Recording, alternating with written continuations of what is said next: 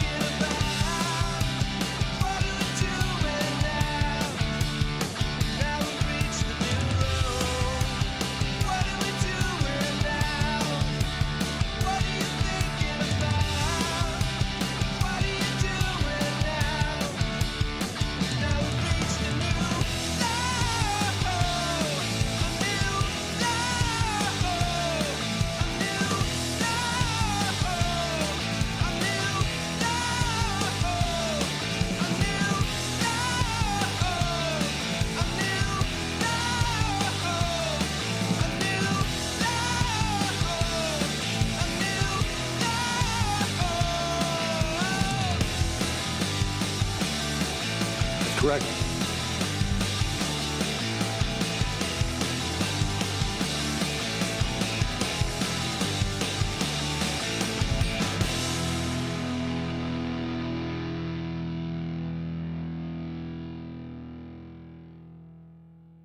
Play the radio. Make sure the television, make sure you have the record player on at night. The phone. Make sure the kids hear words. Oh, what a way to bring you in here, buddy, with the brown line. Brown line. Gotta shut the window. Hold on, big guy. Oh, come on. Shut that window. Whoa, whoa, whoa, whoa. As you can hear, we're in rare form today, people. All right. Live stream chat. What's going on? Frank, you're the man. Oh, there we go. We got Roe in there. Okay. All right. We got 2 requests. Frank, we did your request yesterday, so I think we're going to do Roe's today. Get your requests in.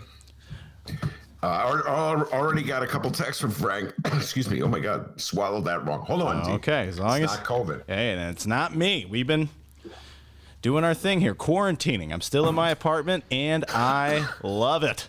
I don't think I'm coming back to that attic, dude. No, you're never going. Everybody knows you're not going. Everybody knows you're not coming back to the attic. The thing, working from home, I'm realizing it's awesome, but there's just a point of the day where a few hours will go by, and I'll go, wait, did I brush my teeth? I can't remember. No, I know. You gotta watch that. And every now and then take a shower, okay? Just every now and then, maybe once every other week. You know, that's good. You know, that's too much. Okay? Yeah, you don't have to go overboard every day. Okay, I shower every day, all right? We're on YouTube. I want these people, you know. I shower every day and I brush my teeth, eventually. That's correct. Right, I'll get into Frank sent me breaking news. I want to thank you, Frank. I actually knew that. Believe it or not, I actually knew this, Frank, but I don't know. Everybody feels sorry for me, D, because, you know, I'm still following news on newspapers. Even reporters don't do that anymore. No, you would. If you were a reporter, you would be fired day one. So what do you got? Well, this happened yesterday, and this happened 2 days ago. I read it in the newspaper. You don't read a news. Get out of here. Still read the newspapers. Like, where is it? Oh, here it is. Hold on. Let me get my newspaper. There we go. That's awesome. All right. Are you getting your newspaper? Oh, there it is. There it is. I love the sound of a newspaper. All right, guys. I think we're ready here. Your Ben Joravsky show for Wednesday, August 5th is moments away. But before we go any further, we have to thank the following unions for sponsoring this program.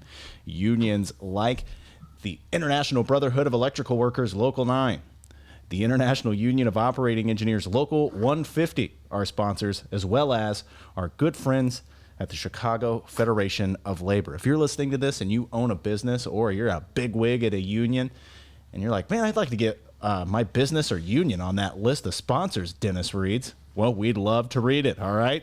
So contact the Chicago Reader or the Chicago Sun-Times. Tracy Bain, just reach out to me. Reach out to the Benny J Show, bennyjshow@gmail.com. Send us an email, and I can direct you to whoever you need to talk with at the Chicago Sun-Times for you to become a sponsor of the Ben Joravsky Show and for you to help keep this program alive. Am I right, Ben? Yes, that is correct. That's correct. That's correct. All right, so we have a song of the day. This request comes from our good friend Ro. Ro, what is happening? We appreciate you. You've been listening to the program for a long time, and you're awesome. Ro's request is Summertime Blues. Oh, Summertime Blues.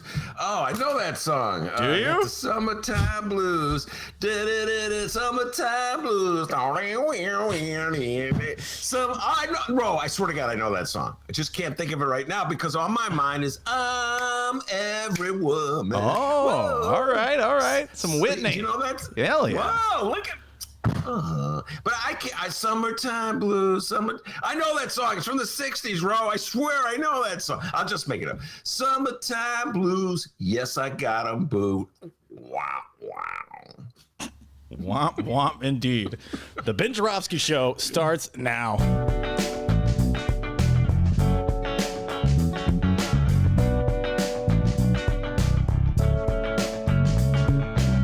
It is Wednesday, August 5th. And live from my apartment in Ben's attic, this is the Ben Joravsky Show.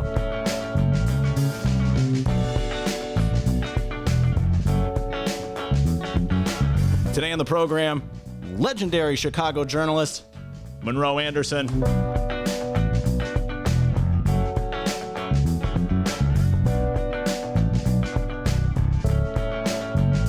And now your host. He's every woman? Chicago Reader columnist Ben Joravsky. Hello, everybody. Ben Joravsky here. We're calling this Lickman Knows Best Wednesday, and here's why. Before I get into that, Ro, I just got to tell you, as Dennis was doing the introduction, it popped into my head. It came out of nowhere. Ain't no cure for the summertime blues. Yep. Yeah, I came out of. The mind works in mysterious ways. And I could tell you that for sure. All right, let me get down to Alan Lickman. Alan Lickman knows best. He is, of course, a history professor for American University, and I know all my junkies out here in junkie land, political junkies, know who he is. He's a gentleman who figured out a way to accurately predict presidential elections. He's best known for accurately predicting the 2016 presidential election. He said Donald John Trump would defeat Hillary Clinton, and ever since then, he's been like the man when it comes. That's the one to have picked. That is if you really want to show that you know the game of politics, to have correctly predicted that one is like a leg up. Michael Moore, the filmmaker, the radical filmmaker, correctly predicted Donald Trump, and he's just been this like thriving on that one ever since I accurately predicted that one. Now everybody reads. D, why didn't I think of that? Why didn't you give me career advice, D, back in 2016 to have correctly predicted Donald John Trump would be victorious? Now everybody would listen to the show. Who is he going to predict this time? Well, I did tell you. I sent you an email. You're not good at the internet. Oh, yeah, you're right. I forgot. I missed that email. Should have wrote you a letter. It went to junk. Anyway, Michael Moore and Al Lickman have been just riding that horse ever since they correctly predicted Donald John Trump would be victorious. Michael Moore predicted it, I think, just to stick the needle into liberals and just make them squirm a little bit, because Michael Moore, radical filmmaker, hates liberals almost as much as he hates Donald Trump. I actually think he may hate liberals a little more than he hates Donald John Trump, but put that to the side. He accurately predicted that Trump would win, and ever since then he's been like, oh wow, he knows everything. All right, now back to Lickman. So here's the deal with Lickman.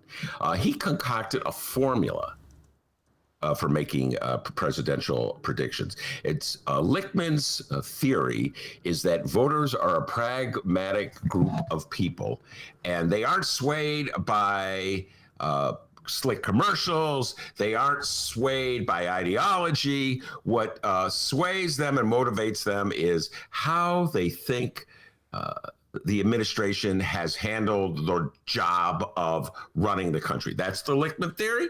And he says the way to predict who will win the presidency is asking and answering 13 true or false questions. Now, I know all this because I listened to Lickman's the bit he did with the New York Times this morning, D. So it's like fresh in my head. It's like cramming for an exam. Alan Lickman's 13 true or false questions to correctly predict who will be victorious in the 2020 presidential election. So here we go. And by the way, let me just say a couple things.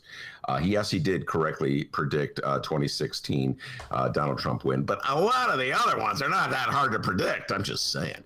All right. Anyway, I don't want to rain on his parade. He got it right, and I didn't in 2016. All right, here we go. Here are the 13. First question: true or false?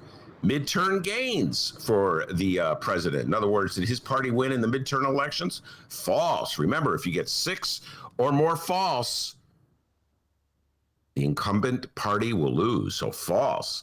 No primary contests. That's true. No primary contest for Donald Trump. So, that's true. So that's one in his favor. What is it? Incumbent seeking re-election. That's true. He is an incumbent seeking re-election, so it's not the battling for a vacancy, essentially. No third party. Well, Lickman said true, but in reality, there is a third party, and of course, that would be the birthday party, Kanye West. I know a lot of people are thinking about voting for the birthday party. Wonder who that is. Wonder who that is, because it's not me. It's not me. I don't know any sane person. Let me put it this way: thinking of voting for the birthday party. And here I have a little issues with Lickman's formula, because obviously the third party that's in the race, if you say no, there's no third party, that's not clearly benefiting one candidate or another. It depends who, obviously, the third party candidate is. So, for instance, in 2000, when Ralph Nader was running as a Green Party candidate, that benefited George Bush, because Ralph Nader was presumably going to take more votes from Al Gore, the Democrat, than he was going to take from George W. Bush. So really the issue is who the third party candidate is and who he or she will take votes from. And I am not certain who Kanye West, if he remains on the ballot and stays in the race, or even if he just remains in the ballot, I don't think he's going to actually do any campaigning, who Kanye West would take votes from. The standard assumption is that Kanye West's presence is more damaging to Joe Biden than it is to Donald Trump. So therefore, I've seen reports saying that Republicans are helping Kanye West stay on the ballot in his fights to remain on the ballot, and Democrats are fighting to keep him off. That standard assumption is based on the fact that Kanye West is black, and so therefore his voters would be black voters, and that would siphon away from the Democrat. That's just standard assumption. I don't buy into that assumption. Kanye West was wearing the MAGA hat. And my guess is that any black voter that votes for Kanye West would probably have not voted for Joe Biden and the Democrats to begin with. So I'm not certain I buy into that assumption about Kanye West, who he hurts in this race. Nonetheless, he's in the race, or so far it seems he's in the race. All right, anyway, short-term economy strong? False. Obviously, we're in the middle of a strong recession, if not depression. Strong long-term economic growth? False. I mean, all the gains of the first 3 years have been wiped out by the pandemic. Major policy change. Lickman gives him a true for that because Donald Trump signed the tax law in 2017, and that was a major policy change benefiting the wealthiest people in the country who are probably funding his campaign as we speak. No social unrest? False, obviously. We have demonstrations throughout the country. No scandal? Triple false. If you give a triple false, he's been scandal-ridden. The Trump administration has been scandal-ridden from the moment he entered office, so that's false. No failures abroad. Lickman says true, no wars. I mean, Trump has not engaged us in any new wars. So I have to, I actually agree with that one. False. And no major foreign policy success. He says that's false. Yes, there have been no. It's kind of nothing on that front. Foreign policy is not at the moment a big issue in this campaign. Is the incumbent charismatic? False. Say what you will about Donald John Trump. He may be conniving and he may be a huckster, but he's not charismatic. Is the challenger uncharismatic? Yes, true, with a capital T, underlined 50 times. Joe Biden is the anti-charisma candidate. If Joe Biden can get a full sentence out, it's a good day for him. So absolutely, that is true. So Play the radio. Make sure the television, make sure you have the record player on at night. The phone. Make sure the kids hear words. What are you talking about? That was a complete sentence. Oh, yeah, I'm sorry. Make sure kids hear words. Remember that, D. I've told you that 100 times. Make sure the kids hear words, all right? So when you add it all up, you get... But before I get to that, let me just say this about Lickman and success. I just want to point something out. I was listening to Lickman explain his theories, and he seems like a fun, charismatic guy. So no, I got nothing but love for Lickman. He correctly predicted Trump. Good for him. But he pointed out that he correctly, and I have it in quotes, predicted that Al Gore would win in 2000. Of course, George W. Bush was declared the winner, at which point Lickman said, well, wait. Gore actually won the election. He got more votes than Bush, so I was Lickman. correct. Like, come on, Lickman. Slippery slope there, Lickman. I'm telling you, Lickman. Hold on. Wait a minute, Lickman. So then he changed things. So he went from correctly predicting who would win the popular vote to who would win the Electoral College. Because in 2000, Lickman woke up and discovered, there's an Electoral College. No one told me about this in undergraduate school. So now it's whoever wins the Electoral College. So he correctly predicted Trump would win. I'm like, wait a minute. Like, you can't have it. Either you lose in 2000 because Bush won the Electoral College, or you lose in 2016 because Hillary won the popular vote. So now what's really matters is this cockamamie Electoral College that we have, which does not in any way weigh into any of these 13 true or false questions, because all these true or false questions do is weigh the pragmatism of the American voter. But if a majority of the voters follow their pragmatic instincts and vote for Joe Biden, which is obviously what I think they should do if you're being pragmatic. But our crazy Electoral College gives the vote to Donald Trump, then the Lickman theory, open window, throw it out. Got to come up with a new theory, Lickman. Anyway, listen, I'm looking for good vibrations wherever I can find them, D. And I just remember before the pandemic, everywhere I went, all my liberal friends were like in a all curled up and crying. Oh, we're gonna lose. We're gonna lose. And all my lefty friends were like, yeah, that's a damn. If they don't nominate Bernie, they're gonna lose, right? And all the Republicans were pounding their chest. We're gonna win. We're gonna win. I could have used a little Lickman back in those days. So of course, me, contrarian, I went the other way. I go, no way. Is Trump going to win? Joe Biden's going to win. So here we are now. Everything's changed. We have the pandemic. We have the recession. The polls show Biden ahead. So what's Lickman going to say? Well, if you add it up, remember, 6 or more falses means bad luck for the incumbent. I add it all up. Hold on. 1, 2, 3, 4, 5, 6. 7 falses. Trump loses. Whee! Let's not even have the election. Let's just let Lickman's prediction hold true. We got a great show today, everybody. Monroe Anderson. We're going to ask Monroe Anderson what he thinks about Lickman's prediction. Monroe's been predicting Donald Trump's loss since the day Donald Trump was sworn in. So he'll go, well, welcome to the party, Lickman. And Monroe's got a lot of things. Frank, this is what Monroe and Frank have in common. Frank sent me this text yesterday, D, right after we went on the show that Trump had sent out a tweet in which he had championed. Let me find the tweet. Here we go. Oh, you found it. Way to go. Yeah, I found it. Way to go. What do you call it? Come on, man. Come on. It's a cell phone. You'll figure out this internet after all. It's a cell phone. All right, here we go. Whether you call it vote by mail or absentee voting, in Florida, the election system is safe and secure.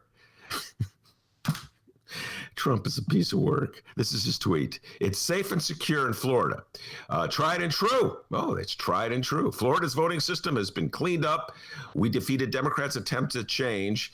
So in Florida, I encourage all to request a ballot and vote by mail. Florida happens to be the state where Donald Trump is voting by mail. So, duh. He thinks it's legit in Florida. Of course, I said this on the air. Vote by mail benefits Donald Trump as much as it benefits Joe Biden, because Donald Trump's voters don't want to vote, go out and vote and potentially get the virus any more than Joe Biden voters do, particularly older Trump voters. So they want to vote by mail. So Donnie's walking that fine line. He's walking out. On one hand, he has to condemn vote by mail so he could undercut efforts by Democrats to enact it in blue states or purple states. But at the same time, he wants to encourage it in important swing states that he thinks it'll benefit him. Florida is key. Obviously, one of those, a lot of retired people in Florida. So, yeah, thanks for sending me to Frank. That tweet came out right after our show ended.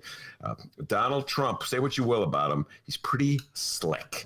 So he believes in vote by mail when it benefits him, and he's against it when it works against him. Donald Trump's curious view toward vote by mail. Anyway, thank you very much, Frank. And Monroe's got a lot to say about that as well. But before we get to that, the young man from Alton, the man that Monroe and Frank call Dr. D, with the news.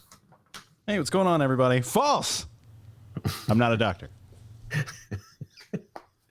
All right, let's find out what's happening in Chicago and or Illinois this afternoon. And today we're going to switch it up a little bit. Now, typically, we begin with the Illinois governor. And for the record, I love puppies. We know you do. We begin with J.B. Pritzker and what else is happening around the state. But today, we start with the news of the day in the city of Chicago. Now, if this were a normal year, which we all know it isn't at all, very far from normal, but if this were a normal year, right now, we would be weeks away from the beginning of the school year, and parents would be chomping at the bit to throw their children back on that bus and out of their hair. My God, these kids are driving me crazy. But thanks to this damn dirty coronavirus, a lot of teachers and parents have been concerned about their children and students returning to the classroom. Now, at the beginning of the week, the plan was to have students return to school in person while following safety protocols and procedures in the city of Chicago.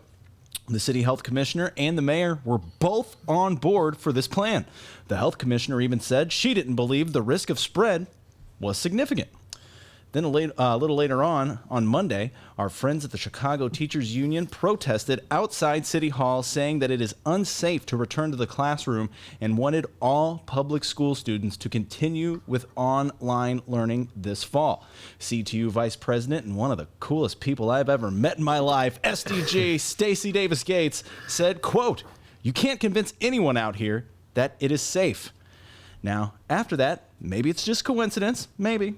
The following came from the Chicago Sun-Times, Nadir Issa and Fran, the Woman Spielman. By the way, Fran, take care. Fran's a little injured. Hope you're doing well, and I know you'll be back on the streets in no time. This dropped last night at around 8 p.m. Chicago Public Schools students will start the new school year at home next month, as officials plan to announce as soon as Wednesday, today, that they'll be back off of a proposal that would have put children in classrooms 2 days a week. I wonder what changed their decision so suddenly. Now, Ben Joravsky, I'm pretty sure I already know your answer to this question, but for the sake of good podcast content, I'm going to pretend like I have no clue at all. What do you think about the decision from the mayor to continue online learning at the start of the school year? Duh. Well, D, I'm going to shock you here. And I'm going to say I never understood. I never understood the decision to reopen the schools. And this falls under the category of what I got to give Dennis credit for this mixed messages. We've been talking about the mixed messages that have been delivered by the people who run our country since the pandemic hit in March. And there's various types of mixed messages. There's the mixed messages from Republicans and there's the mixed messages from Democrats. And it seems as though, and I'm saying this from my perch in my attic, overlooking the alley and the porta potty, where I'm locked away in total fear of getting the virus. But it seems to me that like people pick and choose the activities they think you must avoid by political choice. There you go, D. What a radical statement. So, for instance, how in the world I read that quote by the health commissioner. How can the health commissioner say that she doesn't see a health threat by reopening the schools? At the same time, she's standing by Mayor Lightfoot, I apologize. Mayor Lightfoot, when she's standing by Mayor Lightfoot and saying, if you stop on the lakefront path and look at the clouds, we will ticket you. We will arrest you. I mean, somehow or other, congregating in a park is dangerous to the body politic, but bringing kids back to school is not. And I understand. I had kids. They're all grown and they're out of the house, but I know the logistical nightmare of trying to work while your kids are not in school. And that the problems that's going to cause parents, the problems that's going to cause employers, the problems that's going to cause the city of Chicago. I understand all that. That's very real. And I also understand the fact that poor kids really need time in school if they are even have any hope of keeping pace or not falling behind their wealthier peers. So I understand the importance of going to school. But we're in the middle of a freaking pandemic, D. So how can it be okay to send kids back to school if, I don't know, it's not okay to let the St. Louis Cardinals play baseball when like 5 or 6 baseball players have tested positive? Why do we have a different attitude about baseball players and basketball players than we do toward kids and teachers? And by the way, it's not just kids and teachers. The kids infect the teachers come home, infect their families, et cetera, and so forth. So we've politicized this thing, absolutely. I mean, even us, we haven't returned to the Sun-Times yet. No, and I don't think it's going to be a lot. I think as much as I miss my beloved little studio, D, I got to tell you, I think it's going to take a vaccine before they let us back in that studio. That thing's a petri dish. And it's probably dusty as hell. My God, no one's been there in a long time. Brian, could you get in there and clean? Just kidding. Brian! Brian, hurry up, get in there. So, by the way, I really do miss my City Club plaque. I should have brought that home, D. Look at it. And I know you miss that water fountain.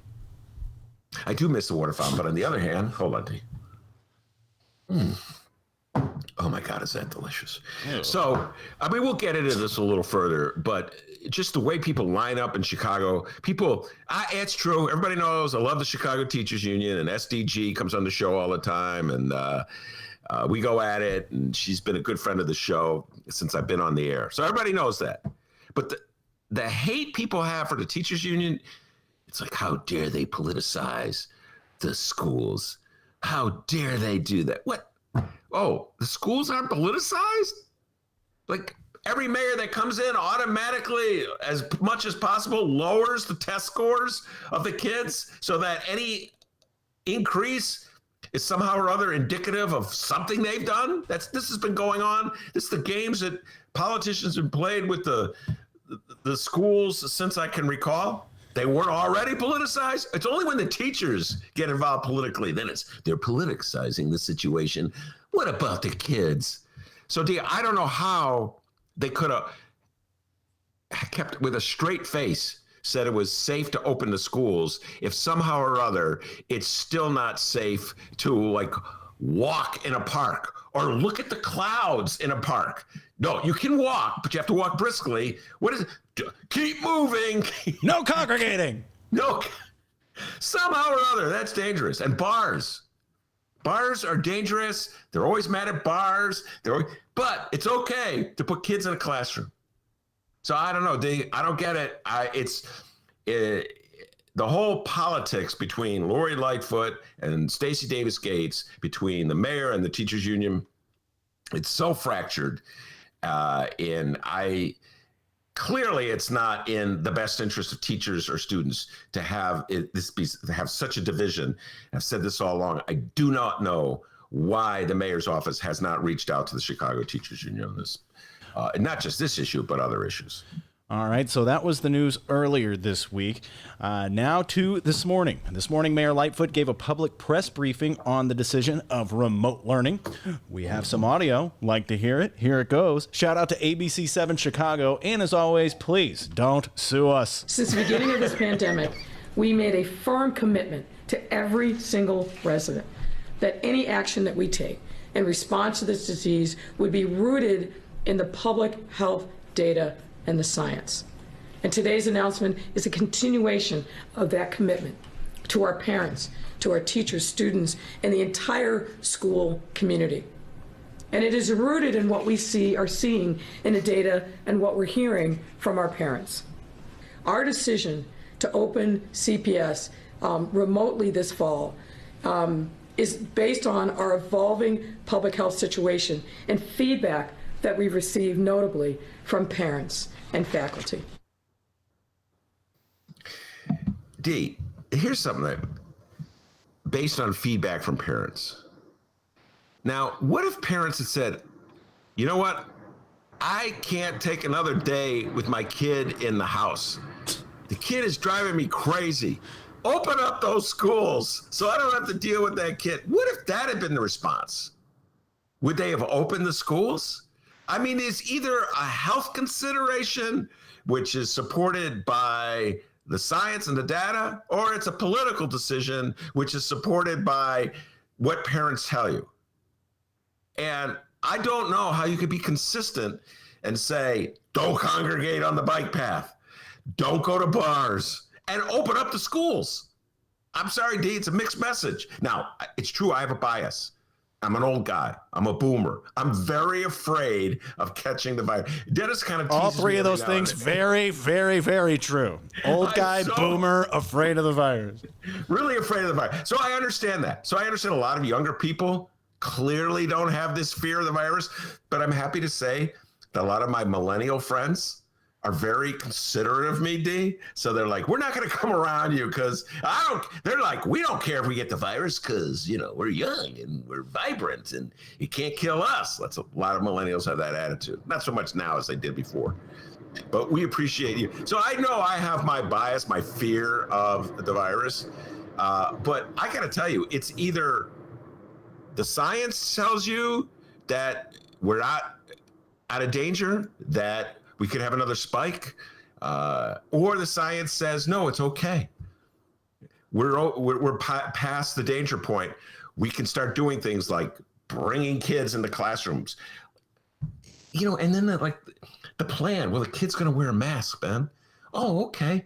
Obviously, you've never dealt with the 8-year-old. Yeah. That 8-year-old's just going to keep the mask on. This is the same city in Chicago that when it got nice out was stunned when they saw people playing soccer at the lakefront. Remember that, D? It was a nice day. Everybody's running around playing soccer. Mayor Lightfoot got really mad, had a press conference. No soccer.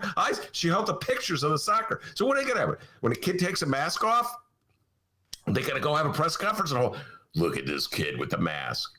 I mean, come on, people, be real. We're in a pandemic. I know it's a huge inconvenience.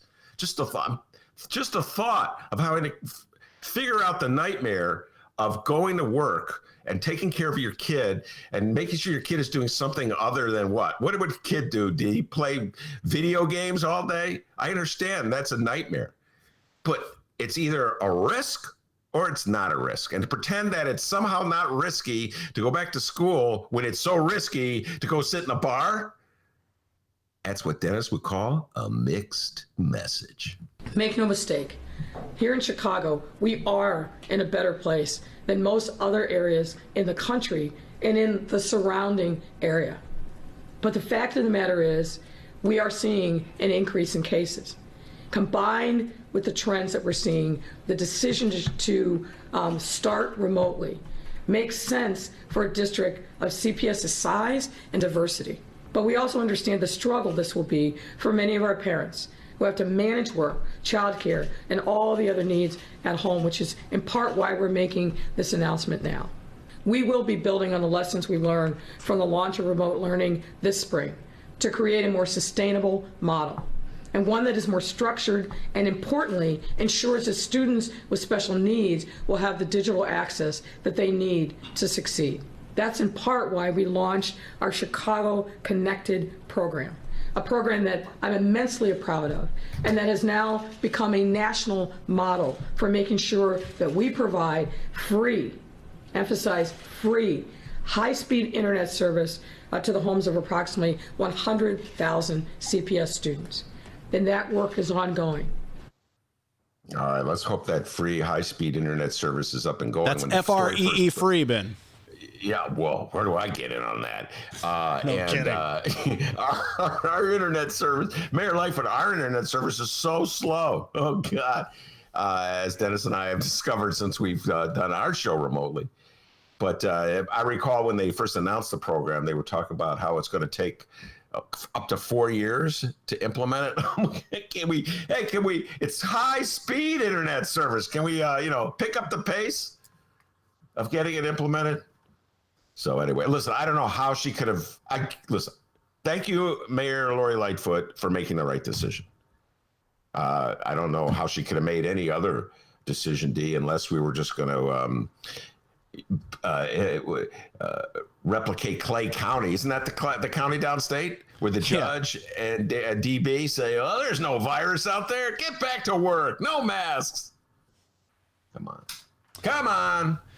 All right, so that is the public relations, please don't ask me any hard questions so I can go about my day portion of this morning's press briefing. But we have a lot more to unpack here, and thank God they allow reporters into these things to try and get the answers that we actually want to hear. First, Mayor Lightfoot was asked whether or not the pressure from the Chicago Teachers Union earlier in the week impacted her sudden decision. Perhaps to try and avoid another possible teacher strike. Or was it just coincidence that literally a day after CTU protested City Hall, she changed her mind? Let's hear the mayor. Did the pressure from the teachers union tip the scales? And if it's all about the science and health, why are the suburban districts and the Catholic schools still saying they will be open? Let me take the first part of your question, and the answer is no. As we have now repeatedly said about every decision that we've made in the context of this pandemic, we have to be guided by the science, period. When we announced the potential for a hybrid model some weeks ago, we were in a very different place in the arc of the pandemic. And as Dr. Artie has attested to every single day since, what we're seeing is this increase in cases. And in that context, not only an increase in cases here in Chicago, where relative to other parts of the country, we're doing very well, but we're looking at what we're seeing in suburban Cook, and we're looking at what we're seeing in other parts of the country, and people are fearful, and they are concerned. And so this was not an easy decision to make. When I think particularly about our youngest learners, our pre-K, kindergarten, 1 through 4, 1 through 3 grades, those are children that really benefit enormously from in-person instruction. And what we had talked about is, while we will be restarting the fall remotely, we need to ensure that we can as closely replicate that in-person contacts with teachers and other staff as much closely as possible. And so there will be different measures put in place to make sure that there is a level of accountability to make sure that our children are actually connected up with learning. Yeah, you notice she did not answer the second part of the question, which is why suburban and Catholic schools staying open. And so I'll answer it for her. That's not my business. Can you imagine if I were the mayor? It's unbelievable. It'd be refreshing, that's for sure. I mean, it's not my business. Why don't you ask me, why is Florida open? I can't help it. If they decided it was a good idea to bring kids back into a classroom, whatever, I don't run the Catholic schools. I don't run the suburban schools. Go ask them. This is our decision, you know? Why don't you go ask Darren Bailey what he thinks about it, all right? I mean, it's not, Lori Lightfoot has a lot on her plate, and one of the things on her plate is not what the Catholic schools do or the suburban schools. And I got news for you. This is the same discussion we had, D, about a month or so ago, or 2 months ago, when Wisconsin and Florida opened up early. I remember this. I remember saying, well, maybe they know something that we don't know. Maybe Ron DeSantis is right, and all the medical experts are wrong. You know, maybe this virus is not that dangerous. And now what we see in Florida, the pandemic has hit hard.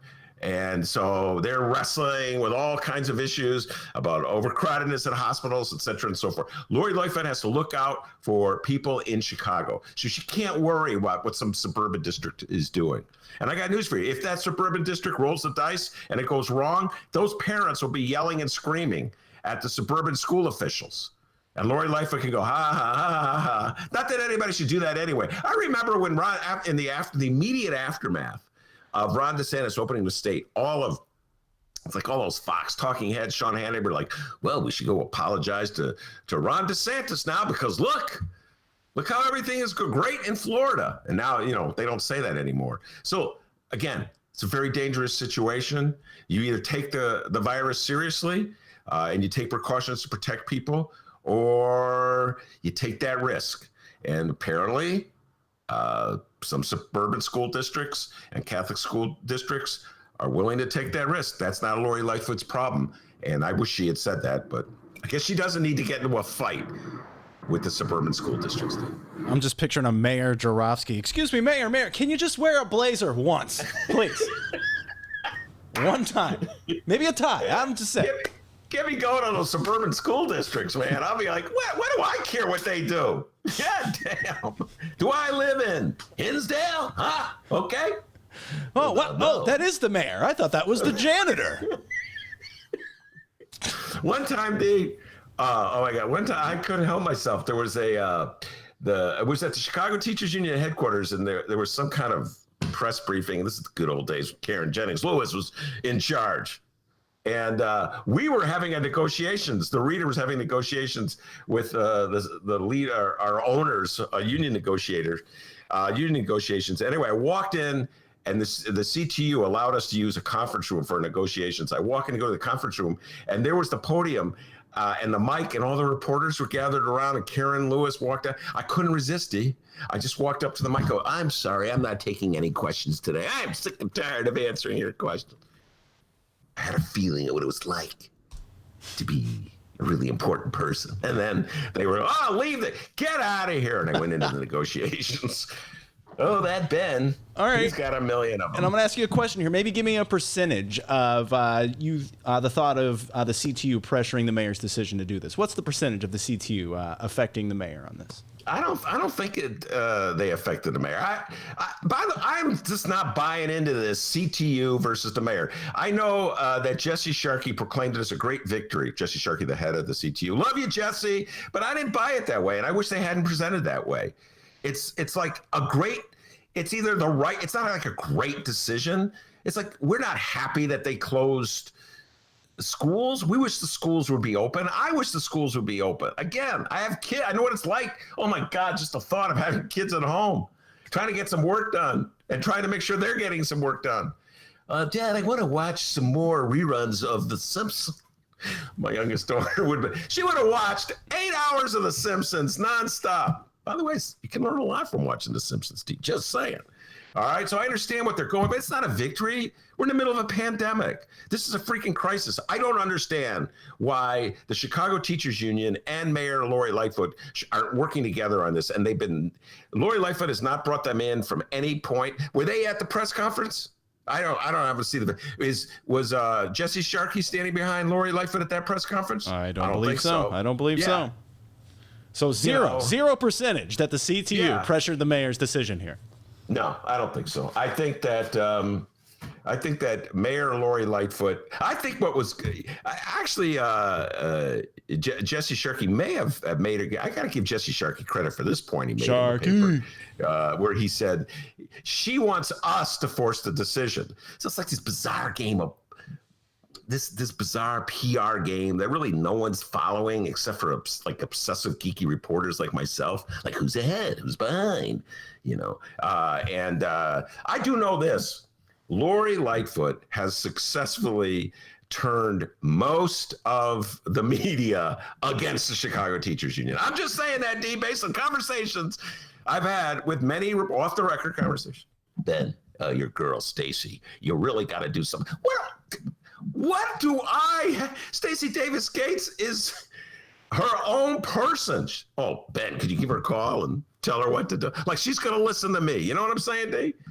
So I do believe that it's a PR battle between Mayor Lori Lightfoot and the Chicago Teachers Union. It's obviously the remnant from the 2019 mayoral election, and it's ridiculous that the mayor hasn't reached out to them. And I'm sorry, she could deal with the pandemics, with the restaurant association and the bar association, whatever, if there is such a thing. She should be able to deal with the teachers. I won't just turn the car around. I'm going to shut it off. I'm going to kick you out, and I'm going to make you walk home. Oh, wow. All right. Well, CTU Vice President Stacey Davis Gates did post on Facebook during the mayor's press conference today. I have the post right here in my bearded face for podcasting. It's a little lengthy, but as always, SDG brings it. And with SDG, she's going to be honest. All right, so let's read what she put here on Facebook here. She says, I get the characterization of remote learning as a win.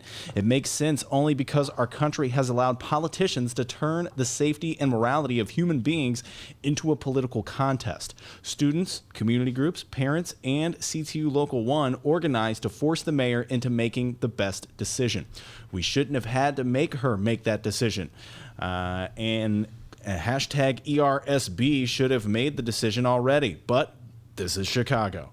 Honestly, once Trump said reopen schools, the decision was obvious. Victory lap? Nah, I'm a pass. We still have an extraordinary amount of work before us. This is a pandemic. It is killing us. Black, brown, and immigrant families need more than a belated decision on remote learning. Every single family in Chicago needs a check. See hashtag universal basic income, hashtag support families.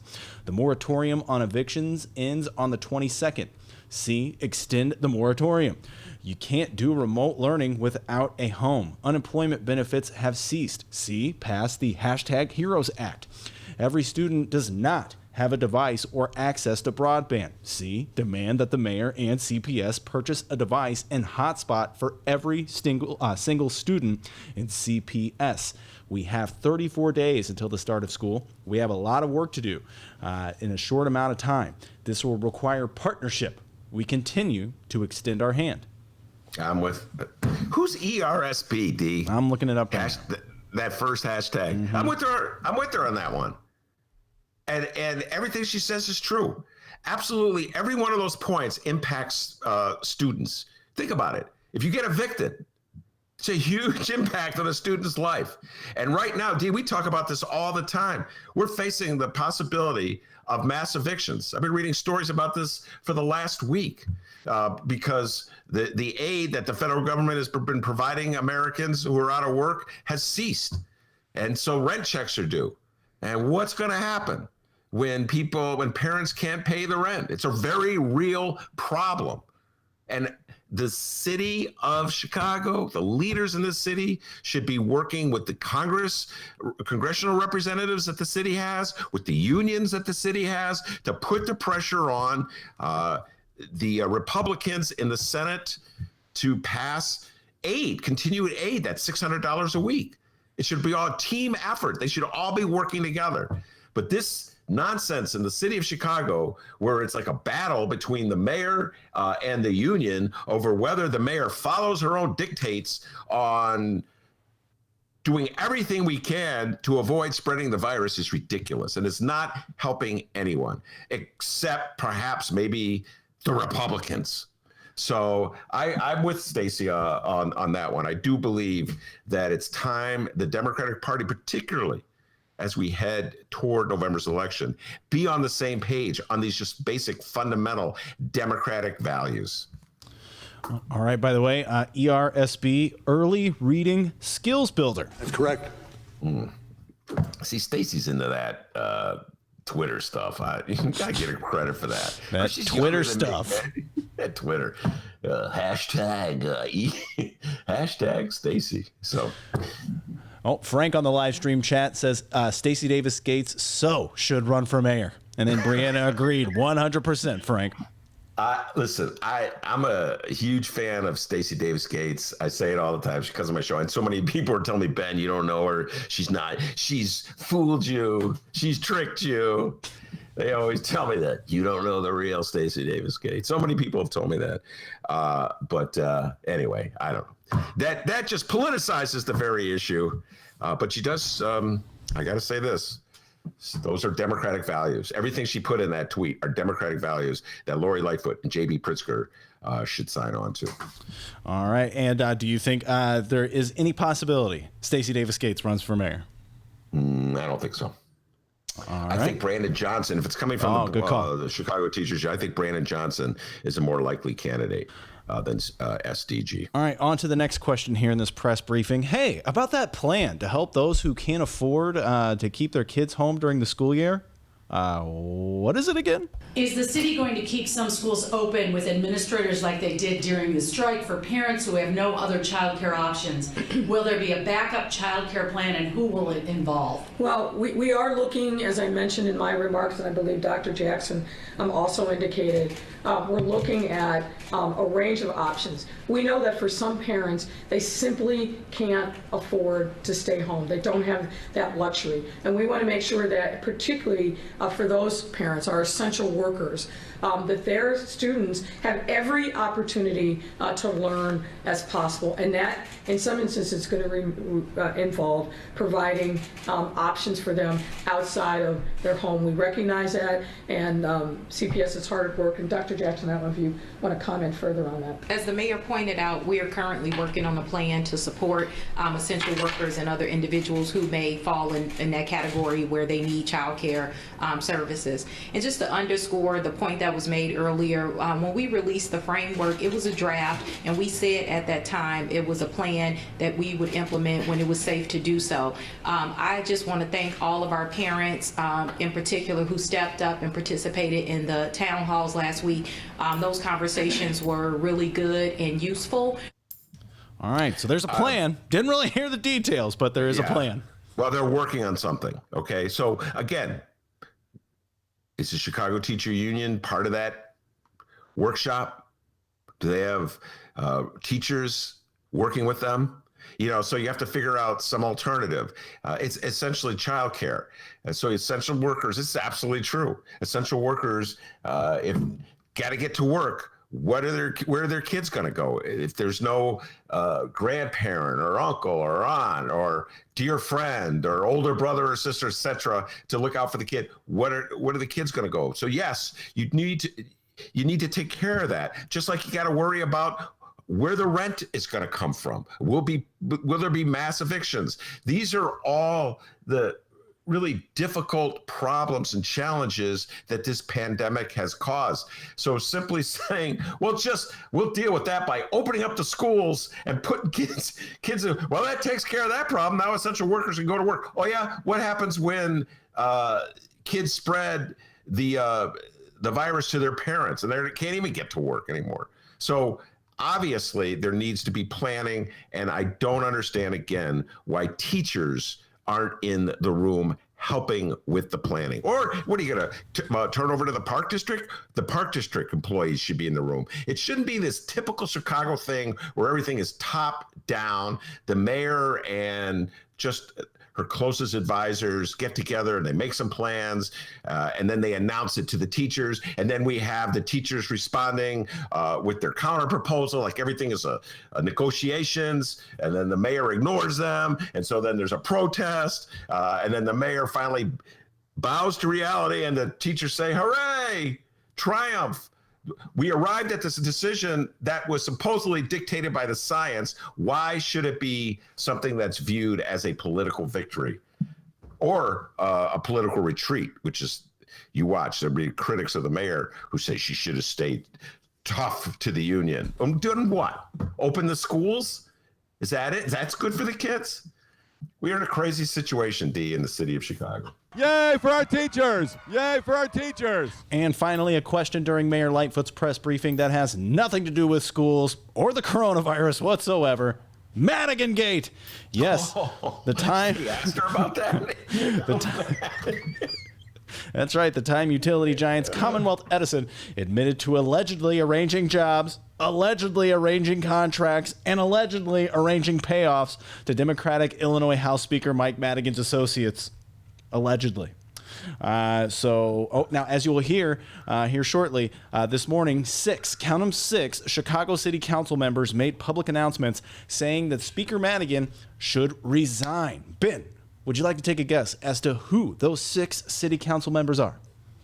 So you're going to make me do this now before you play Lori Lightfoot's response to Madigan Gate? Is that what you're going to do? Of course I'm going to. Who are the 6 This is really city hard, aldermen man. who said Madigan should resign? All right. This is a tricky one. And I try to cheat. And because Dennis told me, there were 6 aldermen. I go, really? I looked up on I looked at my morning newspaper. Not in my morning newspaper. Oh God, this is like stuff that only Dennis and Frank know. Just and kidding. the rest of America, because we read the internet. But go ahead.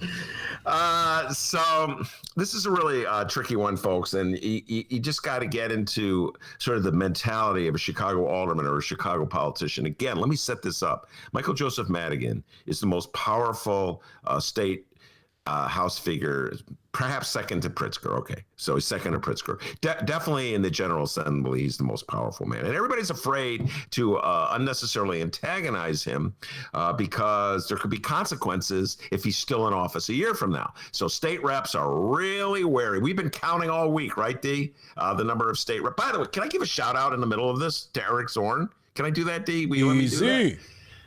Eric Zorn wrote a column today that was really clever. I got to give him a lot of credit. It's Eric Zorn, of course, Chicago Tribune columnist, so I urge everybody to check him out. It's called If Troop. Did you see this, D? Well, no, you didn't, because it was in the newspaper.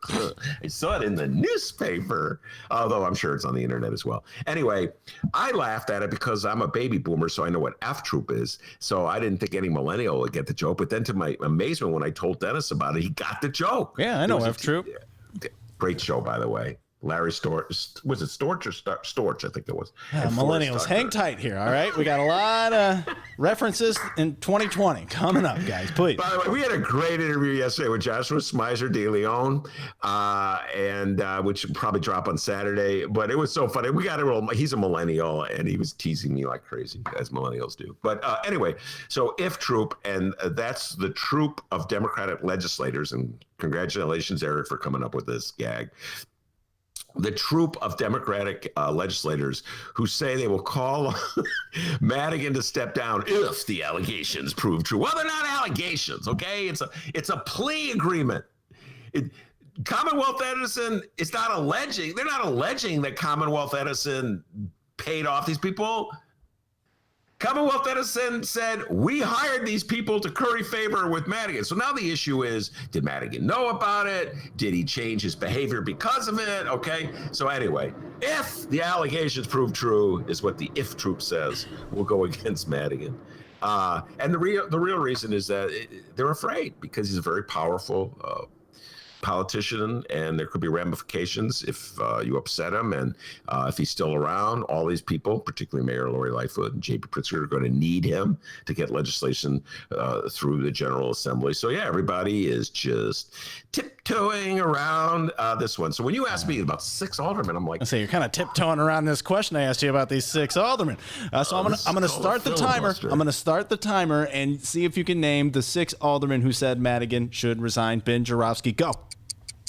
All right. Well, my first instinct was Raylo, but no, because he's a Southwest Sider and he's close to Ed Burke. So no, I'm going to go with the Radicals. I'm going on with the Radicals, and there's 6 of them. I'm going to go with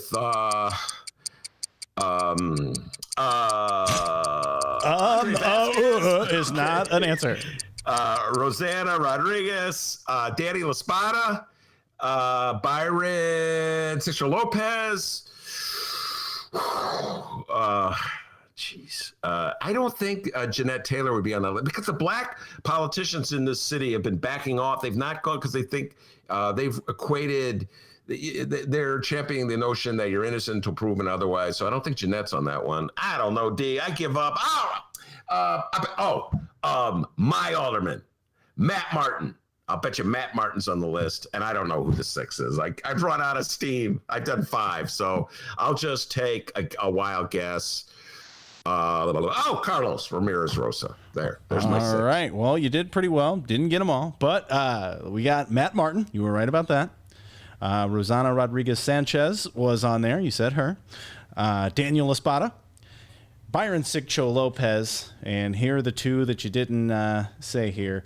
Andre Vasquez and Maria Haddon. Oh, yeah, man. Andre Vasquez. I should have put him on the list because he ran against Pat O'Connor. And Carlos didn't do it, huh? Carlos is not on that list? No, if you notice, it's all newly elected. So I feel like these people want to get their name out there, right? Carlos is like, people know who I am. I'm good. Maybe. Raylo's like, I've been around the block. I'm good on that. If you notice, it's all the newly elected. And I'm also saying they're not people with close ties to unions. The unions are very supportive of Michael Madigan because Michael Madigan stood by them during the 4 years of his fight with Bruce Rauner. And so Carlos is pretty close with the teachers union. So that could be why Carlos is like, I'm not going there. This is not my first rodeo. So, yeah, it's all the rookies. Hey, you go. What's that old commercial, D? Hey, give it to Mikey. See if he likes it. Let's see if the rookies fall. Please keep listening, millennials. Okay, but speaking of, Jay Marie I got 4 out of 6. You got 4. Not bad. Jay Marie weighed in on the live stream chat. She says, Ben kills me with his acknowledgement of only 2 generations, boomers and millennials. There's like 5 or 6 others currently living at the moment. Yeah, but the Gen X. I give the Z's credit. Jay Marie, out of the Gen X. Come on. Jay Marie, if you're Gen X, come on. I'm just saying, Gen X, kind of lame. Can you think of any Gen X cool? You got boomers, you got millennials. You're right, Jay Marie. The Z's are coming on. They're pretty cool. They got the old geezers. The greatest generation. Yeah, so that's 5. I'm trying to count up to 5. Who am I missing here? I don't know. I've just offended all the Gen X's. Wednesday. Mick Dumke, my dear friend Mick Dumke is a Gen X. Ramana Hussein is a Gen X. I think Eric Zorn may be a Gen X. He's young. Wednesday, August 5th, 1:59. Today we lost all of our Gen X listeners. Come on, Gen write X that listeners. Down. Name someone good from your generation that you're really proud of. All right, here's Lori. Silence is deafening. Here's Lori Lightfoot on Madigan Gate. There are some that might also say it's time to step up for leadership and talk about Mike Madigan. 6 Chicago City Council members today called for him to step down. Is he the leader you want to represent Democrats coming up at the Democratic National Convention as you nominate Joe Biden? Well, look, I've spoken on the circumstances involving Mike Madigan, as have a number of people, really since we saw the shocking revelations depicted by the U.S. Attorney's Office in the deferred prosecution agreement. I think this is a time where we have to have a serious conversation as Democrats at every level about what we stand for, and I think people are having that conversation. And the latest announcement from members of the Democratic Socialist group of City Council, I think, speak to the necessity of that conversation moving forward. What a duck and duck. Hey, Lori Lightfoot is not a fool, D, all right? Candidate Lori Lightfoot, remember her bashing Burke? It's the reason she got elected. Okay, Mayor Lori Lightfoot. Look, who asked the question? Who did you say? Marianne Ahern? Yeah, it was Marianne Ahern. But she was asking questions from other media outlets. She was the only one kind of allowed in there. That is, by the way, all right. If there's any journalism students out there, that was really a well-phrased question. This question has been asked. So here's little journalism lesson here. You're a reporter, and your everyday assignment is to ask the same question of a politician. So in this case, what is his or her attitude toward Michael Joseph Madigan? Nothing's changed. ComEd plea bargain was like 2 weeks ago, D, so nothing new has come out. But every day you have to ask that question. So every day you have to figure out a new way to ask it. So that was a good way of that. Tying it to the the Democratic convention, whoever came up with that one, give them a raise, because that's a good way of asking that question. Excellent. I don't know who devised it, but it was a good way of asking. Total duck and dodge by Lori Lightfoot. And by the way, I want to point out that most of the people, the 6 rookie aldermen, are all Democratic socialists. None of them are Mayor Lori Lightfoot allies in the Chicago City. Oh, that's interesting right there and then. But no, I think Lori Lightfoot's no fool, and she realizes that if Michael Joseph Madigan is still around at the end of the year, she's going to need him to get legislation through Springfield, so she's not going to say anything that would alienate him. She's not candidate Lightfoot anymore. She's Mayor Lightfoot, and there's no percentage in it for her to alienate Michael Joseph Madigan. So in that regard, she's no different than like Will Guzzardi, State Representative Will Guzzardi, who I think is Lori Lightfoot's state rep down in Springfield. You notice not haven't heard from Will Guzzardi on this one, D, huh? Oh, everybody's a little cautious. Oh. Come on, Guzzardi. Come on from out under the table. I'm scared. Lindsay LaPointe, I like to say, State Representative Lindsay LaPointe from the Northwest Side, a lot of guts. She said he should step down. She's newly elected. She's a rookie. So I got to give her a shout out.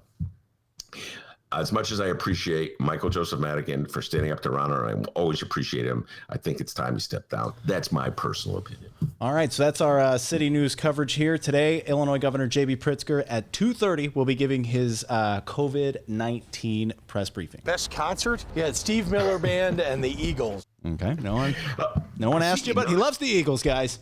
You see how decisive he was on that? Now ask him about Michael Joseph Madigan. God. he might answer the question the same way. Do you think Michael Joseph Madigan should step down, Governor Pritzker? Did I tell you I like the Eagles? How about Lori? That was a hell of a filibuster. As I addressed this issue 2 weeks ago. Yeah, you said if you were part of the if troop. That's what you were. Eric Zorn. Shout out to Eric Zorn. If troop. That's one of those things, D-Mark. Why didn't I think of that? All right, let's go to the live stream chat here. People are weighing in with their great or decent Gen Xers. Yeah. And Brianna got the conversation going. Barack Obama. I believe he's a baby boomer, isn't he? 61. He was born at 61, and it says here it says here online that it's 65 to 1980. So yeah, 65 to 80. That's the generation you got to think. I'll name 2: Mick Dumke and Ramana Hussein. Okay, there you go. 2. That's it. And maybe Jay Marie. I think Jay Marie may be a Gen Xer, so I'll throw Jay Marie in the mix. All right, there you go. So There's 3. I came up with 3. All right, D. All right. Any others live stream chat? Please feel free to weigh in. And also, please feel free to find the Ben Joravsky Show on social media if you've yet to, all right? At Benny J Show. BENNY, the letter J Show. Leroy just followed the Ben Joravsky Show on Facebook. Leroy, you're awesome. Thank you so much. At Benny J Show, BENNY, the letter J Show on Facebook, Twitter, and Instagram. You can send us an email, bennyjshow@gmail.com.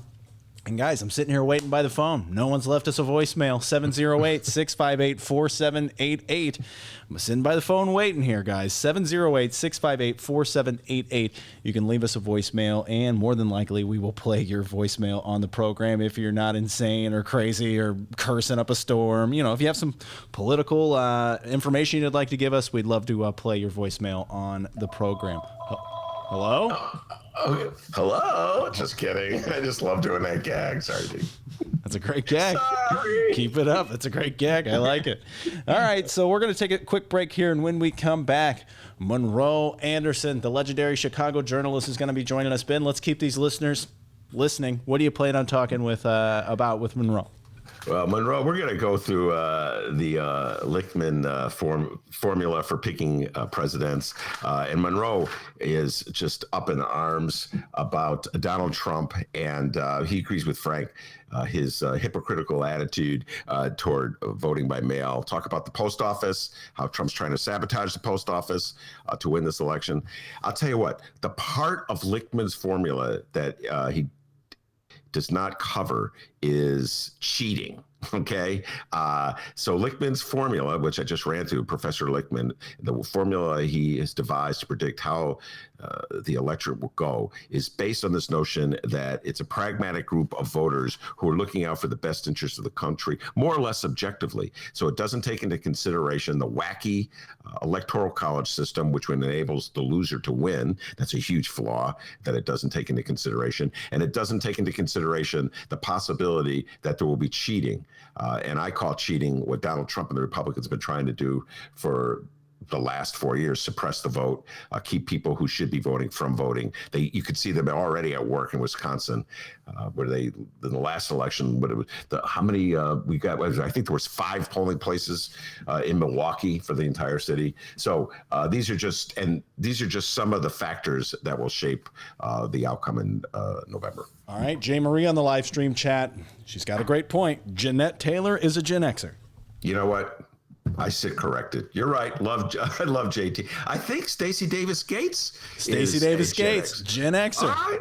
You know what, Jay Marie, you got me. I just, Brandon Johnson. Brandon Johnson. I'm pretty sure he's a Gen Xer. Yeah, he's probably a Gen Xer. Yeah. He I don't know, D. He could be a millennial, but whatever. Point well taken, Jay Marie. You're right. I'm wrong. Surprise, surprise. Ben Joravsky's wrong on another Ben Joravsky show. Okay, everybody, we're going to take a break here. Monroe Anderson, when we come back, don't go anywhere. It's the Ben Joravsky Show, live from my apartment in Ben's attic.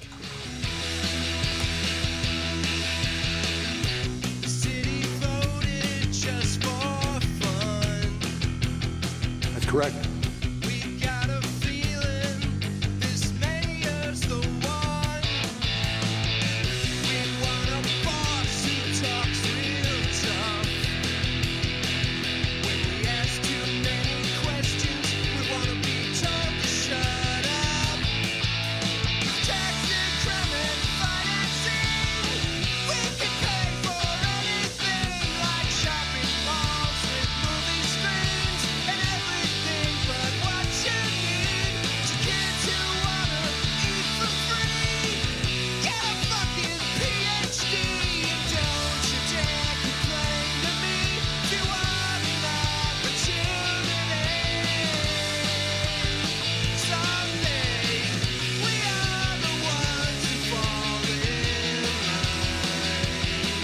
Correct.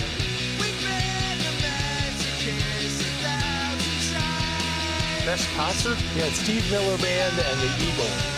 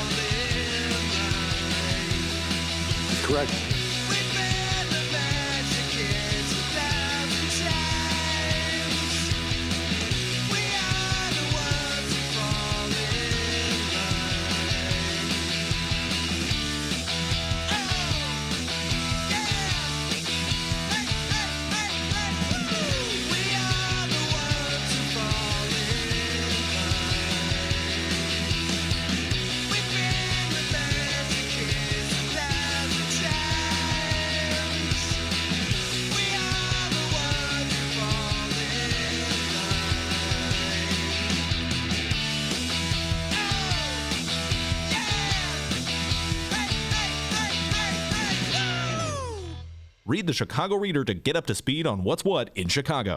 Culture, food, arts and entertainment, weekly concert listings, weekly event listings, the environment, travel. I can continue, but you get the point. And for all of you Chicago political junkies, raw weekly columns on real city politics from Maya Dukmasova and our very own Ben Joravsky. The Chicago Reader, free to the public in newsstands throughout the city and online at chicagoreader.com. Read it now and be a more informed Chicagoan.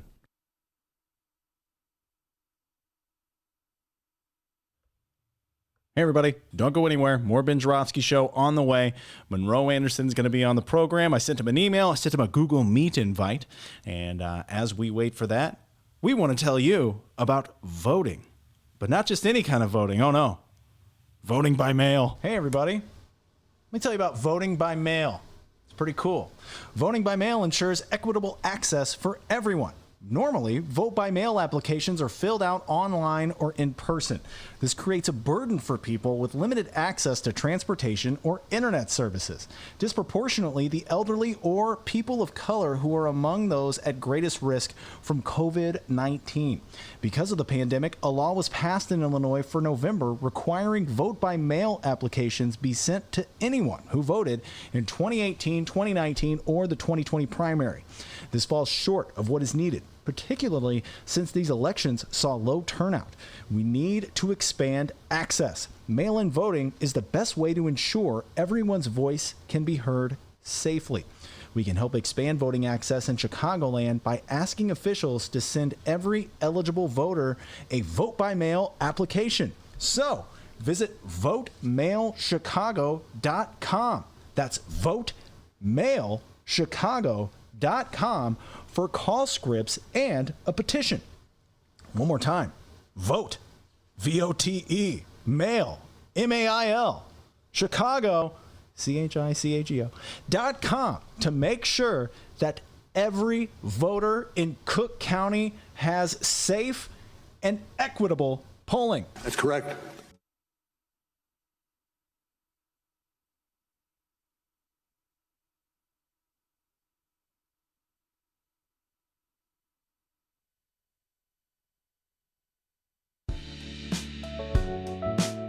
Rediscover our fascinating city this summer on a walking tour from the Chicago Architecture Center, now open and adhering to public health safety standards.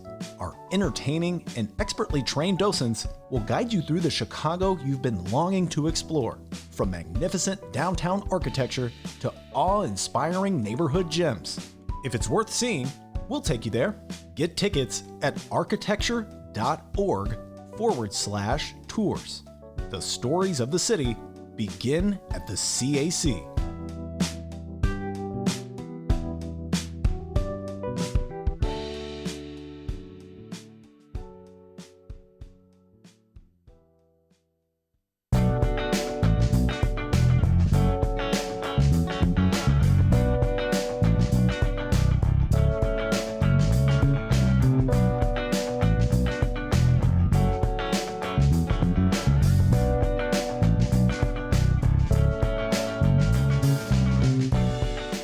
Hey everybody, how's it going? We're back. Ben, you there? I am here. All right, awesome. I am everyone. Oh, really? You learn something new every day. All right, as we wait for Monroe Anderson, we want to remind everyone that we're going to be taking the week off, not this upcoming week, but the week after. Isn't that right, Ben? Well, that is correct. Yeah, I'm going to call Monroe and let him know that we're waiting for him. How about that? Okay. You get to hear this. All right. I sent him a voicemail, or I'm sorry, I sent him a Facebook message as well. Yeah, we're going to be taking that week off, but don't worry. We're recording and storing interviews. Like we just talked with Joshua Smyser de Leon. We thought that was going to be our part 2 for yesterday, but we had a meeting and decided we're going to save that, make that a weekend bonus, and we're just going to keep storing interviews after the show, and we're going to be playing an interview for you to download. You got to accept that invitation. And you can download those interviews at both Chicago Sun-Times and Chicago Reader websites and wherever else you download your favorite podcasts every day while we're gone. So while we're away, interviews for you to play. We're not going to be doing the live stream. So sorry. Ben's going on vacation, and we're taking the week off. So be ready for that. Ben, what's the update here? Okay. Okay. He's talking to Monroe. All right, cool. We're waiting. We are waiting. Accept it. All right. Has he accepted the Google Meet invite? Yes, he did. He's doing it as we speak. He has a couple of email addresses. So he's you may have to resend it, but he's accepting it right now at his Yahoo email address. So he's accepting it, but I may need to resend it. Well, does it work from Yahoo? That is the big question. And I'm going to should I send you his Gmail address is the same as his Yahoo, only it's Gmail. There we go. Gmail. We got Monroe here. He's here. All right, here we go. Come on, D. We're ready. There he is, Monroe Anderson. Very dapper. Hi, Gar. All right. Looking very dapper, Monroe. Yeah, right. Exactly. Looking very, very dapper. Monroe Anderson, a legendary Chicago journalist, comes on my show every Wednesday, and this is his Facebook post. He is doing some serious trash talking. Here we go. Monroe Anderson, trash talking Donald Trump. What else is new? Come November 3rd, Trump is DOA as per. It may take a little longer than December 3rd to count the votes. Whatever. Joe Biden has pledged to pick a Walking Dead after that. Okay, Walking Dead. Joe Biden has pledged to pick a woman for vice presidential running mate, which means Americans will have its first woman Veep. Who is your pick? Republicans want Susan Rice, President Obama's national security advisor. Young Democrats want Elizabeth Warren. Most black Americans want a black woman as Biden's running mate, be it Rice, Kamala Harris, Val or Karen Bass. Voice your choice. It's Wednesday, so Ben Joravsky and I will be discussing this and more of Trump's follies and F-ups. Monroe is very good about not swearing on Facebook. When it comes to my show, it's a different thing. Things like his promoting mail-in voting for Floridians while suing to stop Nevadians for the same right, and whether pronouncing Yosemite as Yosemite is another sign of his dementia or just another example of his ignorance. Where is Yosemite Sam when we need him both? That's pretty funny. I sent Dennis a link to that. Did you get that, D? That yes, I did. Link, all right. Let's just start with that one, D. Why don't you play that one? I don't know if everybody heard that one. All right. Donald Trump. I have two of them. I have him mispronouncing, and I have him speaking about Yosemite. All from you. Mispronouncing. Okay, great. Hang tight. Into the sky, when they gaze upon Yosemites, towering sequoias, their love of... Yeah, there you go. That was it. It was just abbreviated. It's a short one. I just didn't want to go, Yosemite. Hey, man, come on, Monroe. You're hard on Trump. Everybody has a bad day. I mispronounce words all the time. And so do I, but I don't do it twice in a row. Yeah, and you're not the president of the United States. And you're not the... And it's not a national park, of which which is part of my responsibility and job. And I grew up about the same, pretty much exactly same time as Trump, and there was Yosemite Sam on the cartoon. No, and the other point, which I'd love to get your thoughts on, is that one of the key tactics that Trump was going to employ against Joe Biden was to write him off as a doddering and demented old fool. That was Trump's playbook, and I still get emails from the Tea Party on that point, talking about Biden's dementia. So kind of undercuts that argument, right? Yeah, exactly. No, well, if you'll recall, about 3.5 years ago, I told you that he had early stage Alzheimer's. Trump did. Mm-hmm. And now it's advanced. It's middle stage Alzheimer's now. Well, as we all know, also, it won't matter with his base. And let me just get into this before we go further. It was a very good column, which I instructed you to read. I don't know if you got an opportunity to read it, by Jamel Bowie in the New York Times. Trump is going for a technical knockout. And we've been saying this for a long time. Donald Trump realized that he does not need a majority of voters to be reelected. All he needs is a majority of electoral college voters. And so his entire campaign is predicated on ignoring blue states and going after the swing states. And we've known that from the get-go, Monroe. So why the Democrats haven't launched an all-out assault in electoral college yet, I do not know. Let's hope if Trump prevails this time, they will get around to it. The electoral college will have absolutely, positively nothing to do with this. Well, Trump is going to get whooped. These are the states in question: Florida, Michigan, Pennsylvania, and Wisconsin. That is where Donald Trump thinks he could win re-election. And it doesn't matter how many people in Illinois vote for him or against him. California, but he's losing by double digits in those states. So, and then there are others that he has weaknesses in: Colorado, Arizona, Nevada. I mean, he has so many ways to lose. And they're major ways.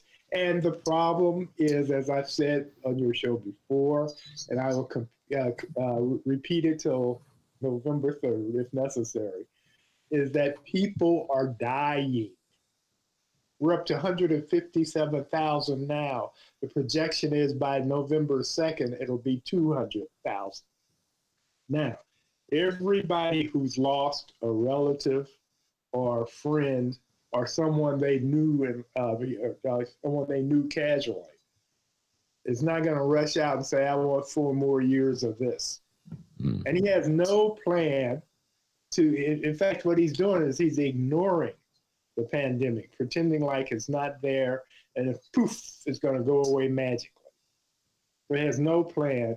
And even if we were to get the vaccines that he thinks we're going to get, or he hopes we're going to get before Election Day, who would have confidence that this idiot could oversee the distribution of it? So he's just gone. It's gone. It's no way. Well, then there's. You can think of it this way: Trump isn't running against Biden. He's running against the COVID-19. The COVID-19 is beating him to death. That is actually a very good point. Let me go to what's been on my mind. I had a lot of fun with this earlier in the show. Professor Alan Lickman, I told you about it briefly. He is the history professor from American University who got quite a claim in 2016 for correctly predicting that Donald Trump would win. Now, I have an asterisk next to his prediction because it was an electoral college win. But whatever, I'll put that asterisk to a side. And he had been predicting wins for 3 or 4 elections prior to that. Well, no, going back to 1984. Now, okay, I have an asterisk next to that one as well, because most of those election predictions, I could have predicted in 1984 that Ronald W. Reagan would win re-election. All right, but let's put that aside. Let's give Lickman credit. All right, he's got this formula, and his assumption, Monroe, follow me on this, is that by and large, the American electorate is a pragmatic group of voters who objectively review, without bias, the pros and cons of any administration and come to a conclusion based on how that administration has functioned in the previous 4 years as to who they want to rule the land.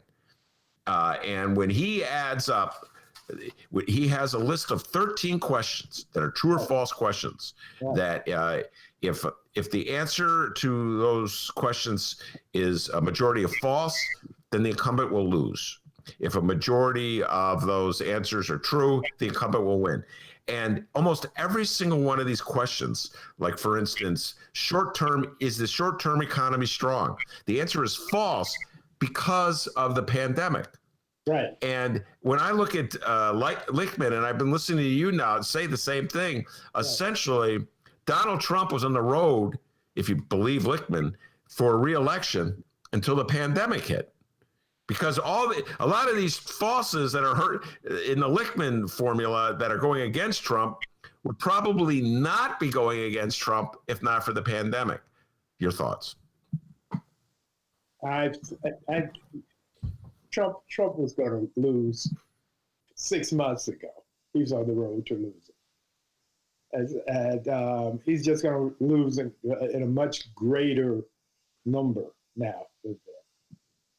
I mean, he has been the worst president in American history.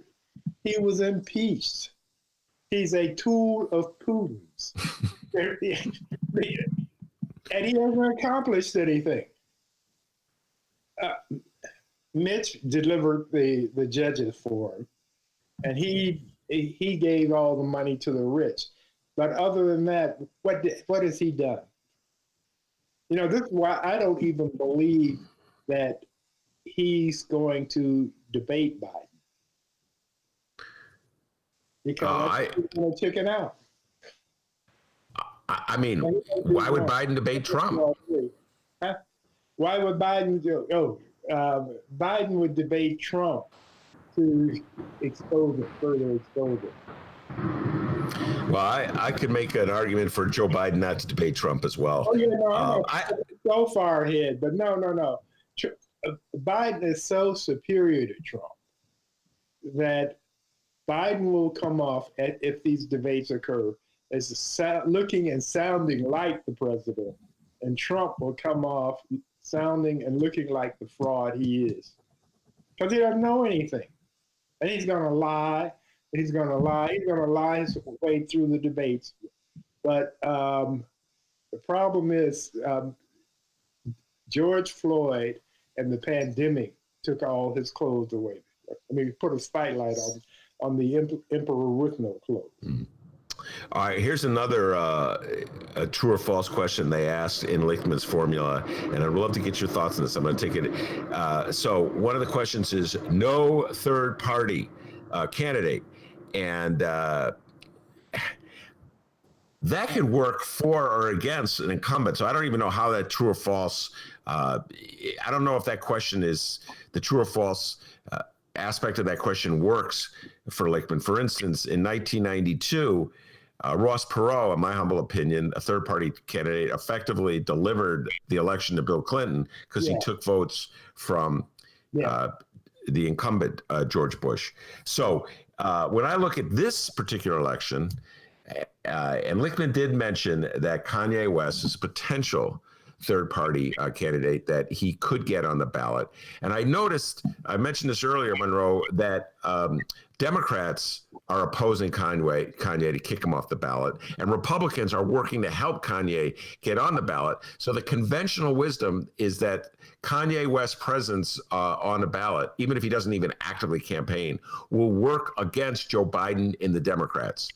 Do you buy that conventional wisdom? Yeah, because there are some young people inexperienced in voting and who aren't turned on by Biden, who will vote for Kanye as a protest. But I don't think it will be enough to matter. So you don't think those voters were going to go for Trump?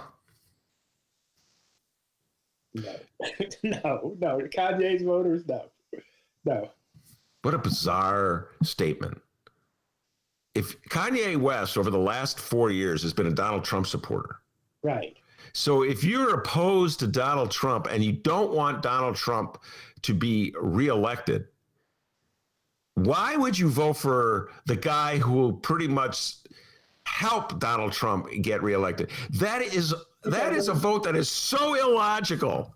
I know, but then if you, I on Facebook, which is my unscientific gauge of how things are going, there's a young black guy out of Indianapolis. His name is Donnell Anderson, no relation. Mm-hmm. And he hates Biden. He hates Trump. He was a Bernie person. And so he's still making arguments against Biden. And he wouldn't vote for Trump. I keep trying to explain to him how this is a binary decision. He doesn't seem to quite get it. So if Kanye were on the ticket, his type would vote for Kanye. Okay, well, that's exhibit A of what I call a voter who would not vote for Joe Biden under any circumstances. I've said this on the show many times. I know many lefty voters that way. They're not voting for Joe Biden. So the notion that they're like it's like a voter who would have ordinarily voted for Joe Biden, but he's decided that Kanye West somehow or other more represents his or her interests, I think it's a false notion. I think it's like the voters who voted for. But there is a certain amount of people that are not logical voters at all. I mean, they vote from the gut, or they vote from the heart, or they vote from, they don't use their heads. And so they will vote, and the vote makes no sense to anybody but them. For example, James N., he's a Trump supporter, although he claims he's a Democrat, and that he's voted for all these other Democrats. But he defends and regurgitates Trump's talking points. And, he talks about how Biden is a racist. And I've pointed out to him several times of Trump's long history dating back to the 70s of being a racist. And that's just is water rolling off a duck's back. He doesn't get that at all. He just wants to stick with the fact that Biden did the 1994 crime bill, and that Biden called Jesse Jackson a boy. And this makes Biden the worst racist in the world. Well, based on that evidence, I would say you're just talking to a Republican who doesn't want to admit that he's a Republican and wants to make it look somehow that he's an objective observer of politics. Because I'm sorry, that just doesn't make there's no logic to that decision. But what I'm saying is I get that from, there are others who are like that. Yeah. That I fight with. And all right, I will try to have logical arguments with them, and there is no logic there. That's correct. All right, I want to have a discussion about Donald Trump's comments regarding John Lewis. I'd love to get your thoughts on this. Did we still play that one? Do we still have that bit from yesterday's show? I'll look for it. Interview. So this, of course, is the Axios interview that Donald Trump did. What was it, Sunday, I want to say? Or I don't know. I can't remember when he did it, but it dropped this week, and people have been watching and talking about it, and his comments about John Lewis. Really, how they could come out of his mouth, I'm not quite sure, and how any voter who cares about civil rights, you got it, D?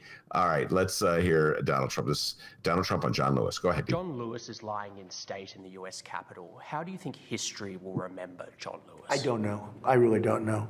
I don't know. I don't know John Lewis. He chose not to come to my inauguration. He chose. I never met John Lewis, actually. I don't believe. Do you find him impressive? I can't say one way or the other. I find a lot of people impressive. I find many people not impressive. But no, but I didn't go. Do you find his story impressive? He didn't come to my inauguration. He didn't come to my State of the Union speeches. And that's okay. That's his right. And again, nobody has done more for black Americans than I have. I understand. He should have come. But I think he made a big mistake. But taking your relationship with him out of it, do you find his story impressive, what he's done for this country? He was a person that devoted a lot of energy and a lot of heart to civil rights, but there were many others also. There's a petition to rename the Edmund Pettus Bridge in Selma, Alabama as the John Lewis Bridge. Would you support that idea? I would have no objection to it if they'd like to do it. Yeah, it's a good idea. Would have no objection to it whatsoever. Okay. General thoughts, Monroe. Do you know who did more for civil rights than John Lewis? I'll tell you who. Putin.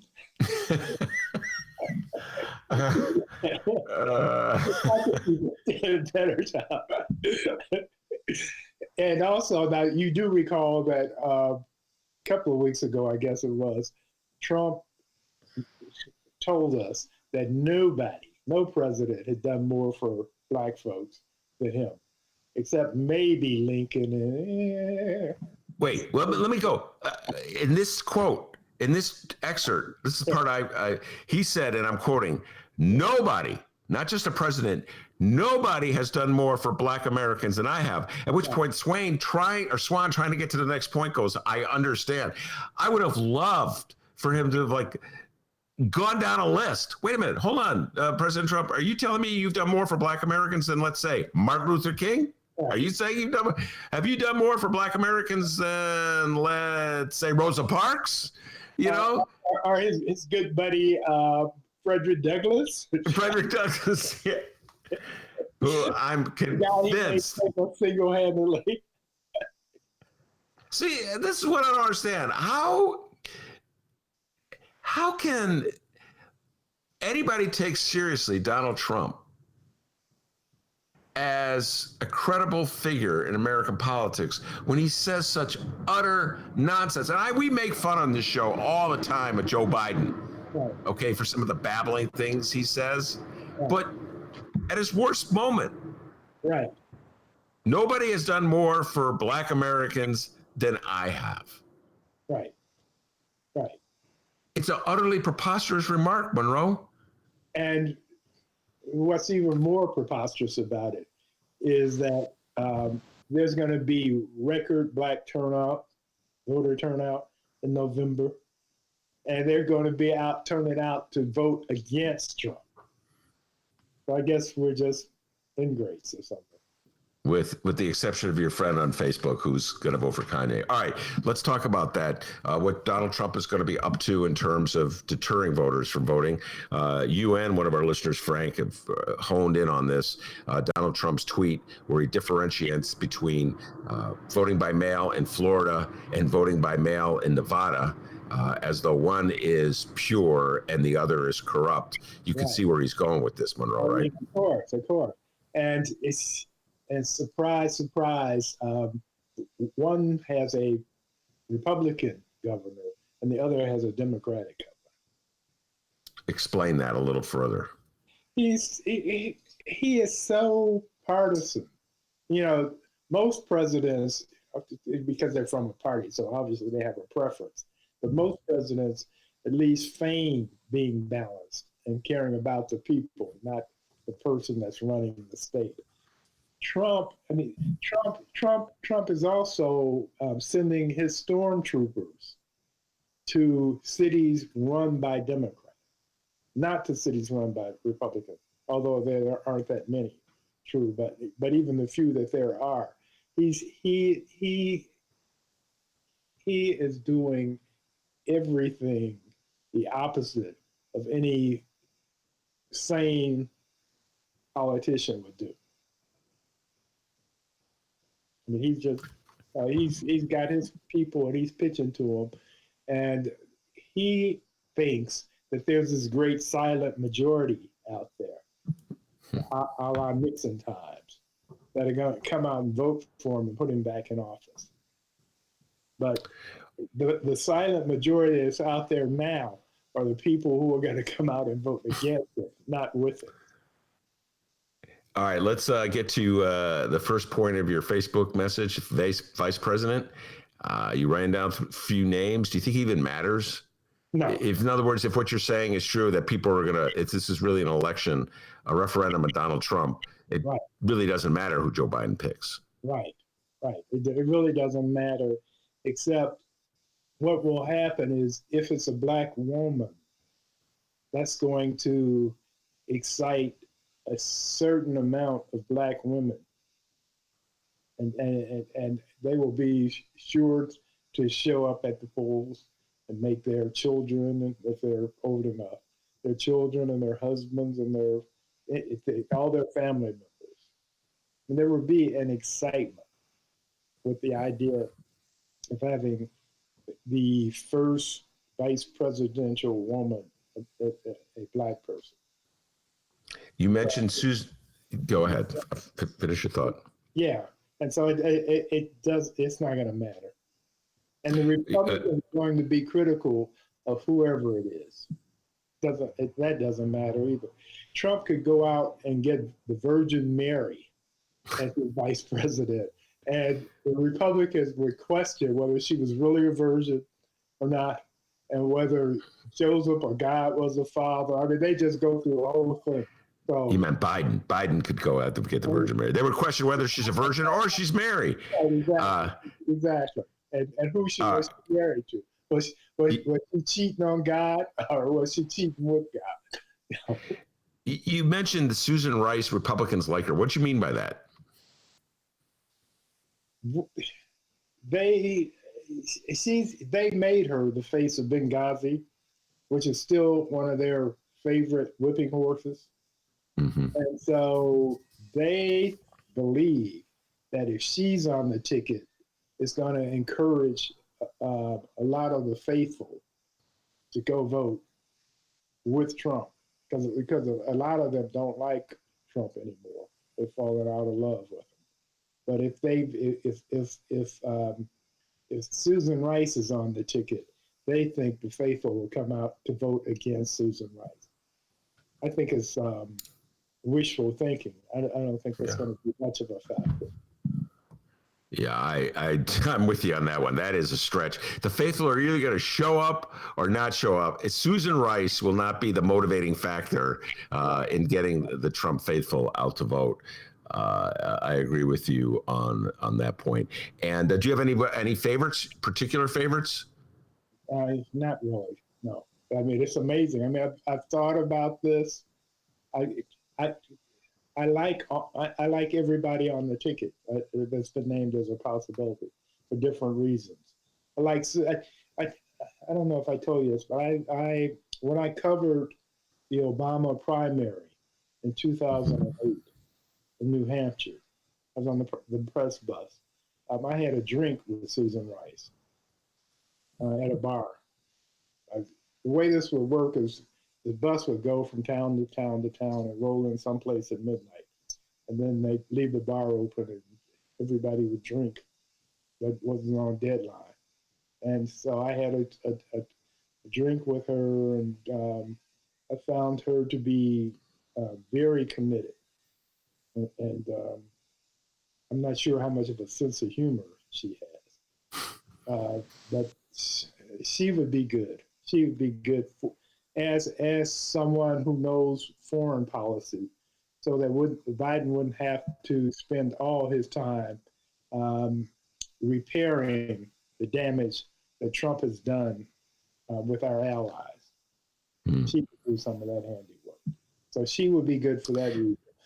Val Demings would be good for the whole law and order thing, because she's a former cop, although a good cop. She was trying to reform the department. She'd be good for that. Karen Bass is a community organizer, and she would be good.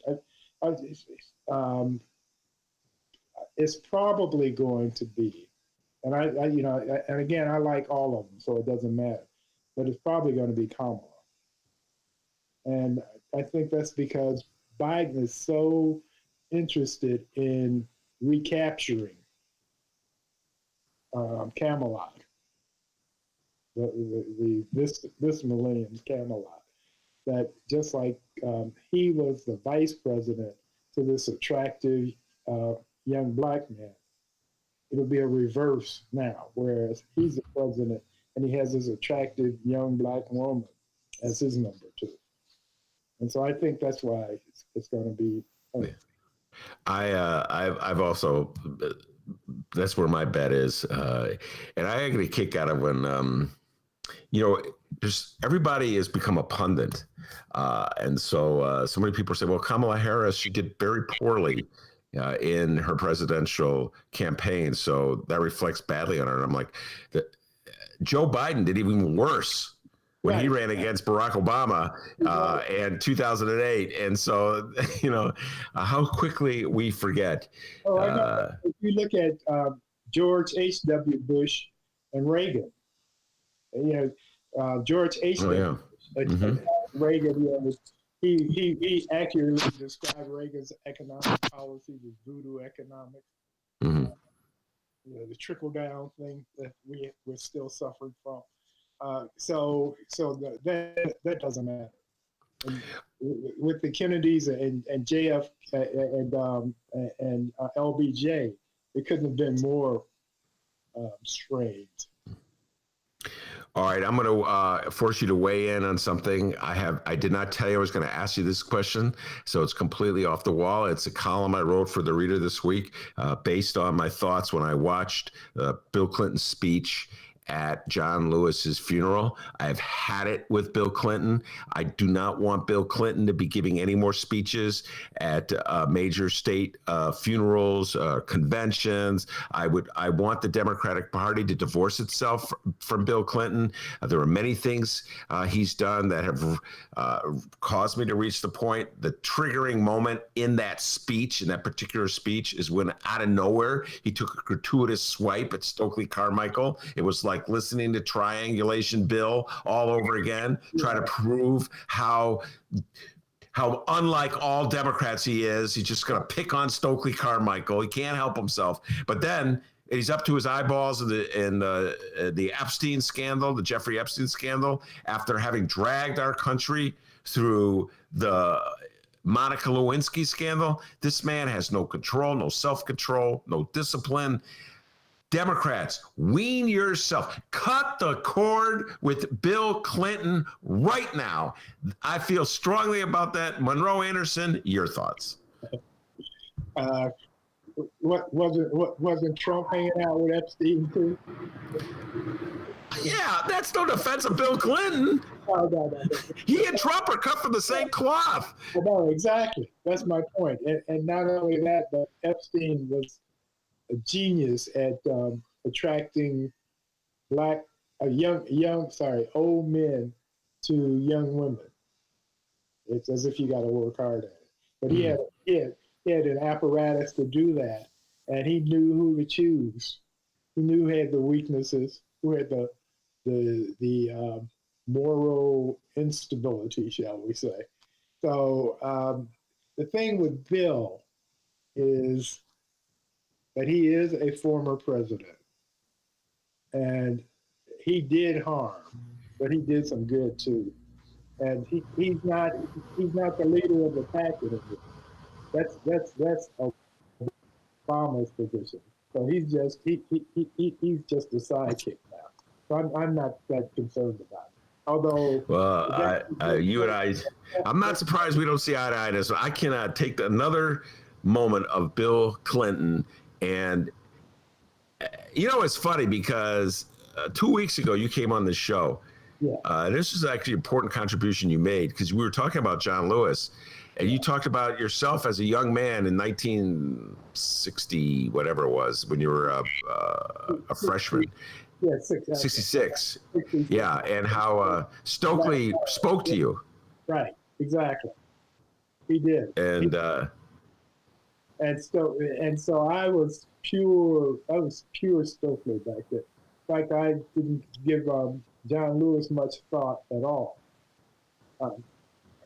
And Clinton, I mean, I've always had mixed emotions about Bill Clinton because when he was governor and running for president, he allowed that black guy who was mentally challenged, Ricky Ray Rector, to be executed. And then he had his sister soldier moment to prove that he wasn't one of those softy liberals, that he would take on the blacks.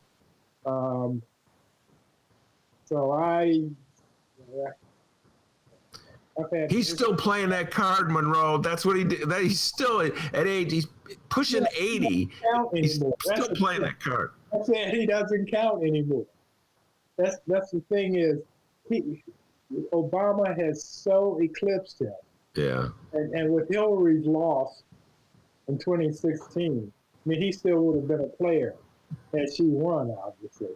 But since she lost, their name doesn't have the magic it used to. And, so he's like some soul singer from the 70s, still trying to relive the days when oldies but goodies were pop. We're losing track of you. I think you have to move closer to the microphone.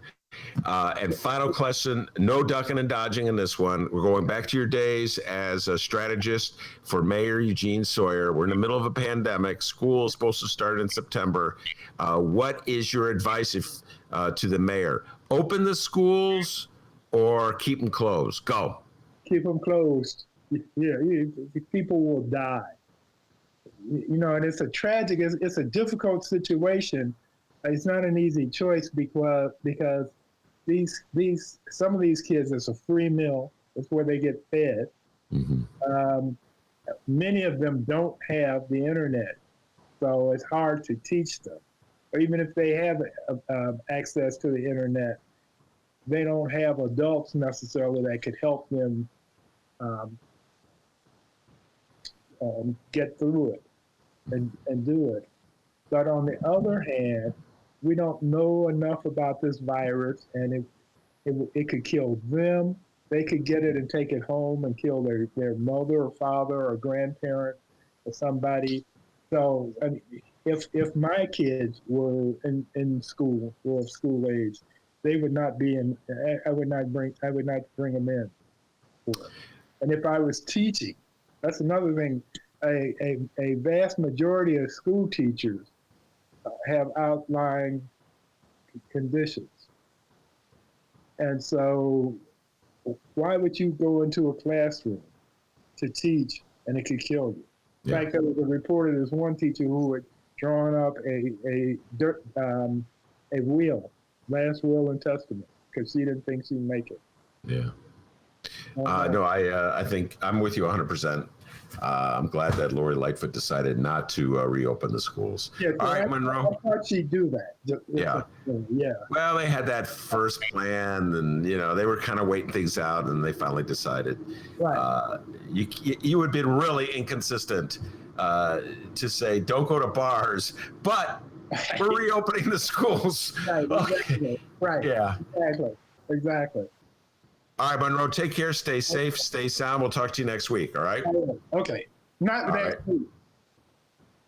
Oh, not next week? No, you're going to be out of town. No, that's the week after next. Get ready. Yes. Yes. Okay. Yes. All right. The fourth wall has been demolished in the Ben and Monroe interview. But yeah, no, that's a week. That's the week after next week. All right, Monroe Anderson, stay safe and sound. Take care. Thanks for coming on. D, you got any updates for us before we head out the door? Absolutely, I do here. But before, we're going to go to the live stream chat here. People are weighing in with their vice presidential picks. Let's see here. One person. Oh, I got to plug that on my board there. All right. Let's see. Our good friend Frank. He says, I so think the Kamala camp is leaking info in regards to a lady named Karen Bass. Karen Bass, apparently there's a video of Karen Bass praising Scientology. Sergio Mims weighed in on the live stream chat and said, yeah, so she's out, if that's true. He says, I wonder which of her competitors leaked it. Bet it was Kamala Harris. Let's see here. Ben, your thoughts on that? Oh, yeah. By the way, I'm hearing this for the absolute first time. And Sergio and Frank, absolutely. If I had to put money on it, it's coming from the Kamala camp. And yeah, he's Karen Bass. If that's true, I do not know if it's true. I'm just hearing this for the first time. But yep, that would be a no-brainer not to take her as your VP. All right. Let's see here. Jay Marie weighed in. She says, I love Ben's hate for Slick Willie these days. Talking about Bill Clinton. I am here for it. I'm with you, Jay Marie. I just wrote a column about this. I don't know if it's out yet. And I've been feeling this for a while. A lot of things contributed to my awakening. I woke, as they say. I think part of it was in 2016 when Donald Trump successfully diverted attention from grab him by the pussy remarks by bringing on women who had accused Bill Clinton of sexual harassment. And then we had the Me Too moment of awakening in this country where we're finally coming face to face with the behavior of powerful men and how they treated women who had no choice but to bow to their demands. And I'm like, why are we still covering up for Bill Clinton? Why are we, the Democrats, still covering up? And then when I watched, so these are the feelings I was having, Jay Marie, coming into the John Lewis funeral. Bill Clinton just unnecessarily trashes Stokely Carmichael. It's like the old instincts of Bill Clinton trying to prove that he's somehow or other not afraid to just like needlessly, gratuitously bash a black man. I'm like, get this guy off the screen. Just divorce yourself from. Oh, and then of course Jeffrey Epstein, and we're gonna have Leonard Goodman on talking about that. Bill Clinton, after the Monica Lewinsky scandal, you think would have reformed himself, but no. Jay Marie, within 4 years or 3 years of being out of office, he's jetting around the world with Jeffrey Epstein. So yeah, come on, Dems. Cut the cord. Yes, he's a creepy douchebag. All right, so let's go and read some updates here. The following comes from the Chicago Sun-Times, and let me see who wrote this fine piece of work here. John Seidel. All right, it says the headline reads, ComEd pleads not guilty to bribery scheme despite admissions made in government deal.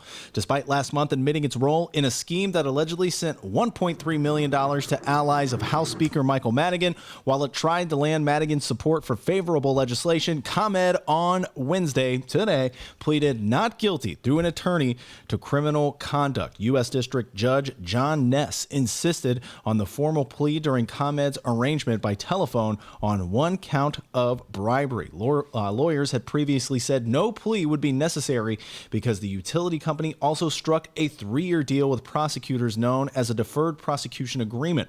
If ComEd abides by the terms of the deal, the bribery charge is expected to be dropped.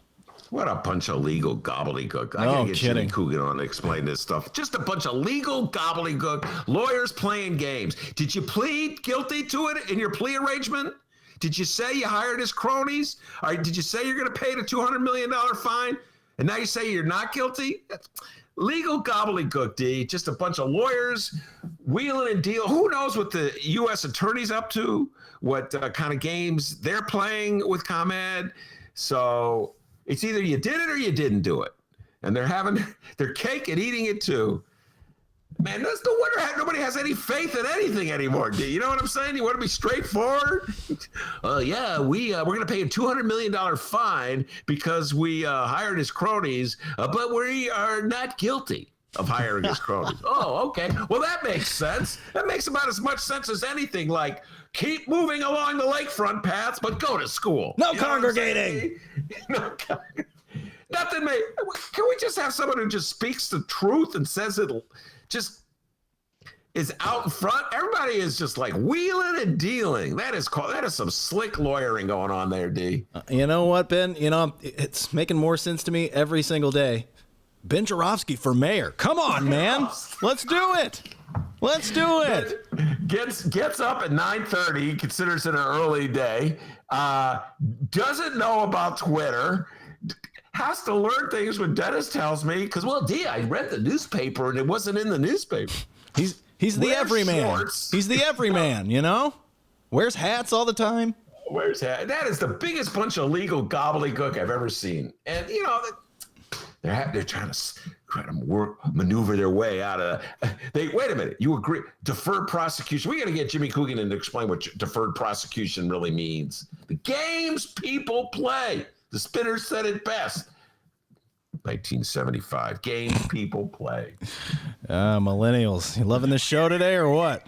They love the Spinners. Millennials love the Spinners. Gen Xers? Not so much. Just kidding. I'm just teasing Gen Xers. I know you love the Spinners too.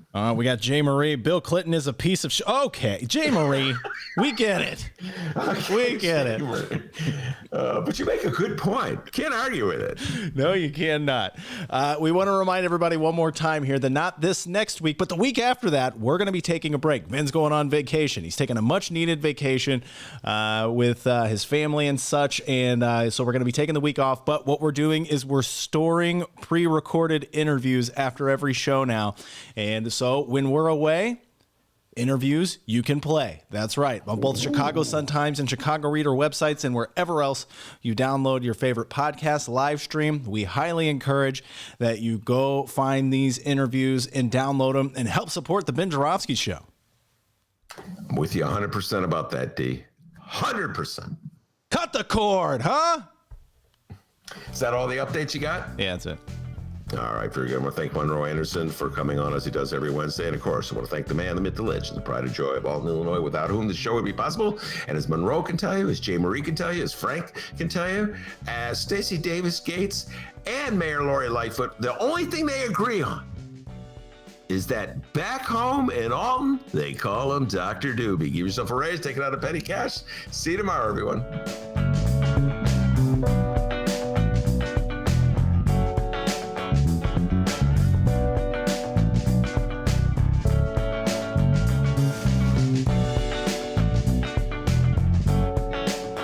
That's correct.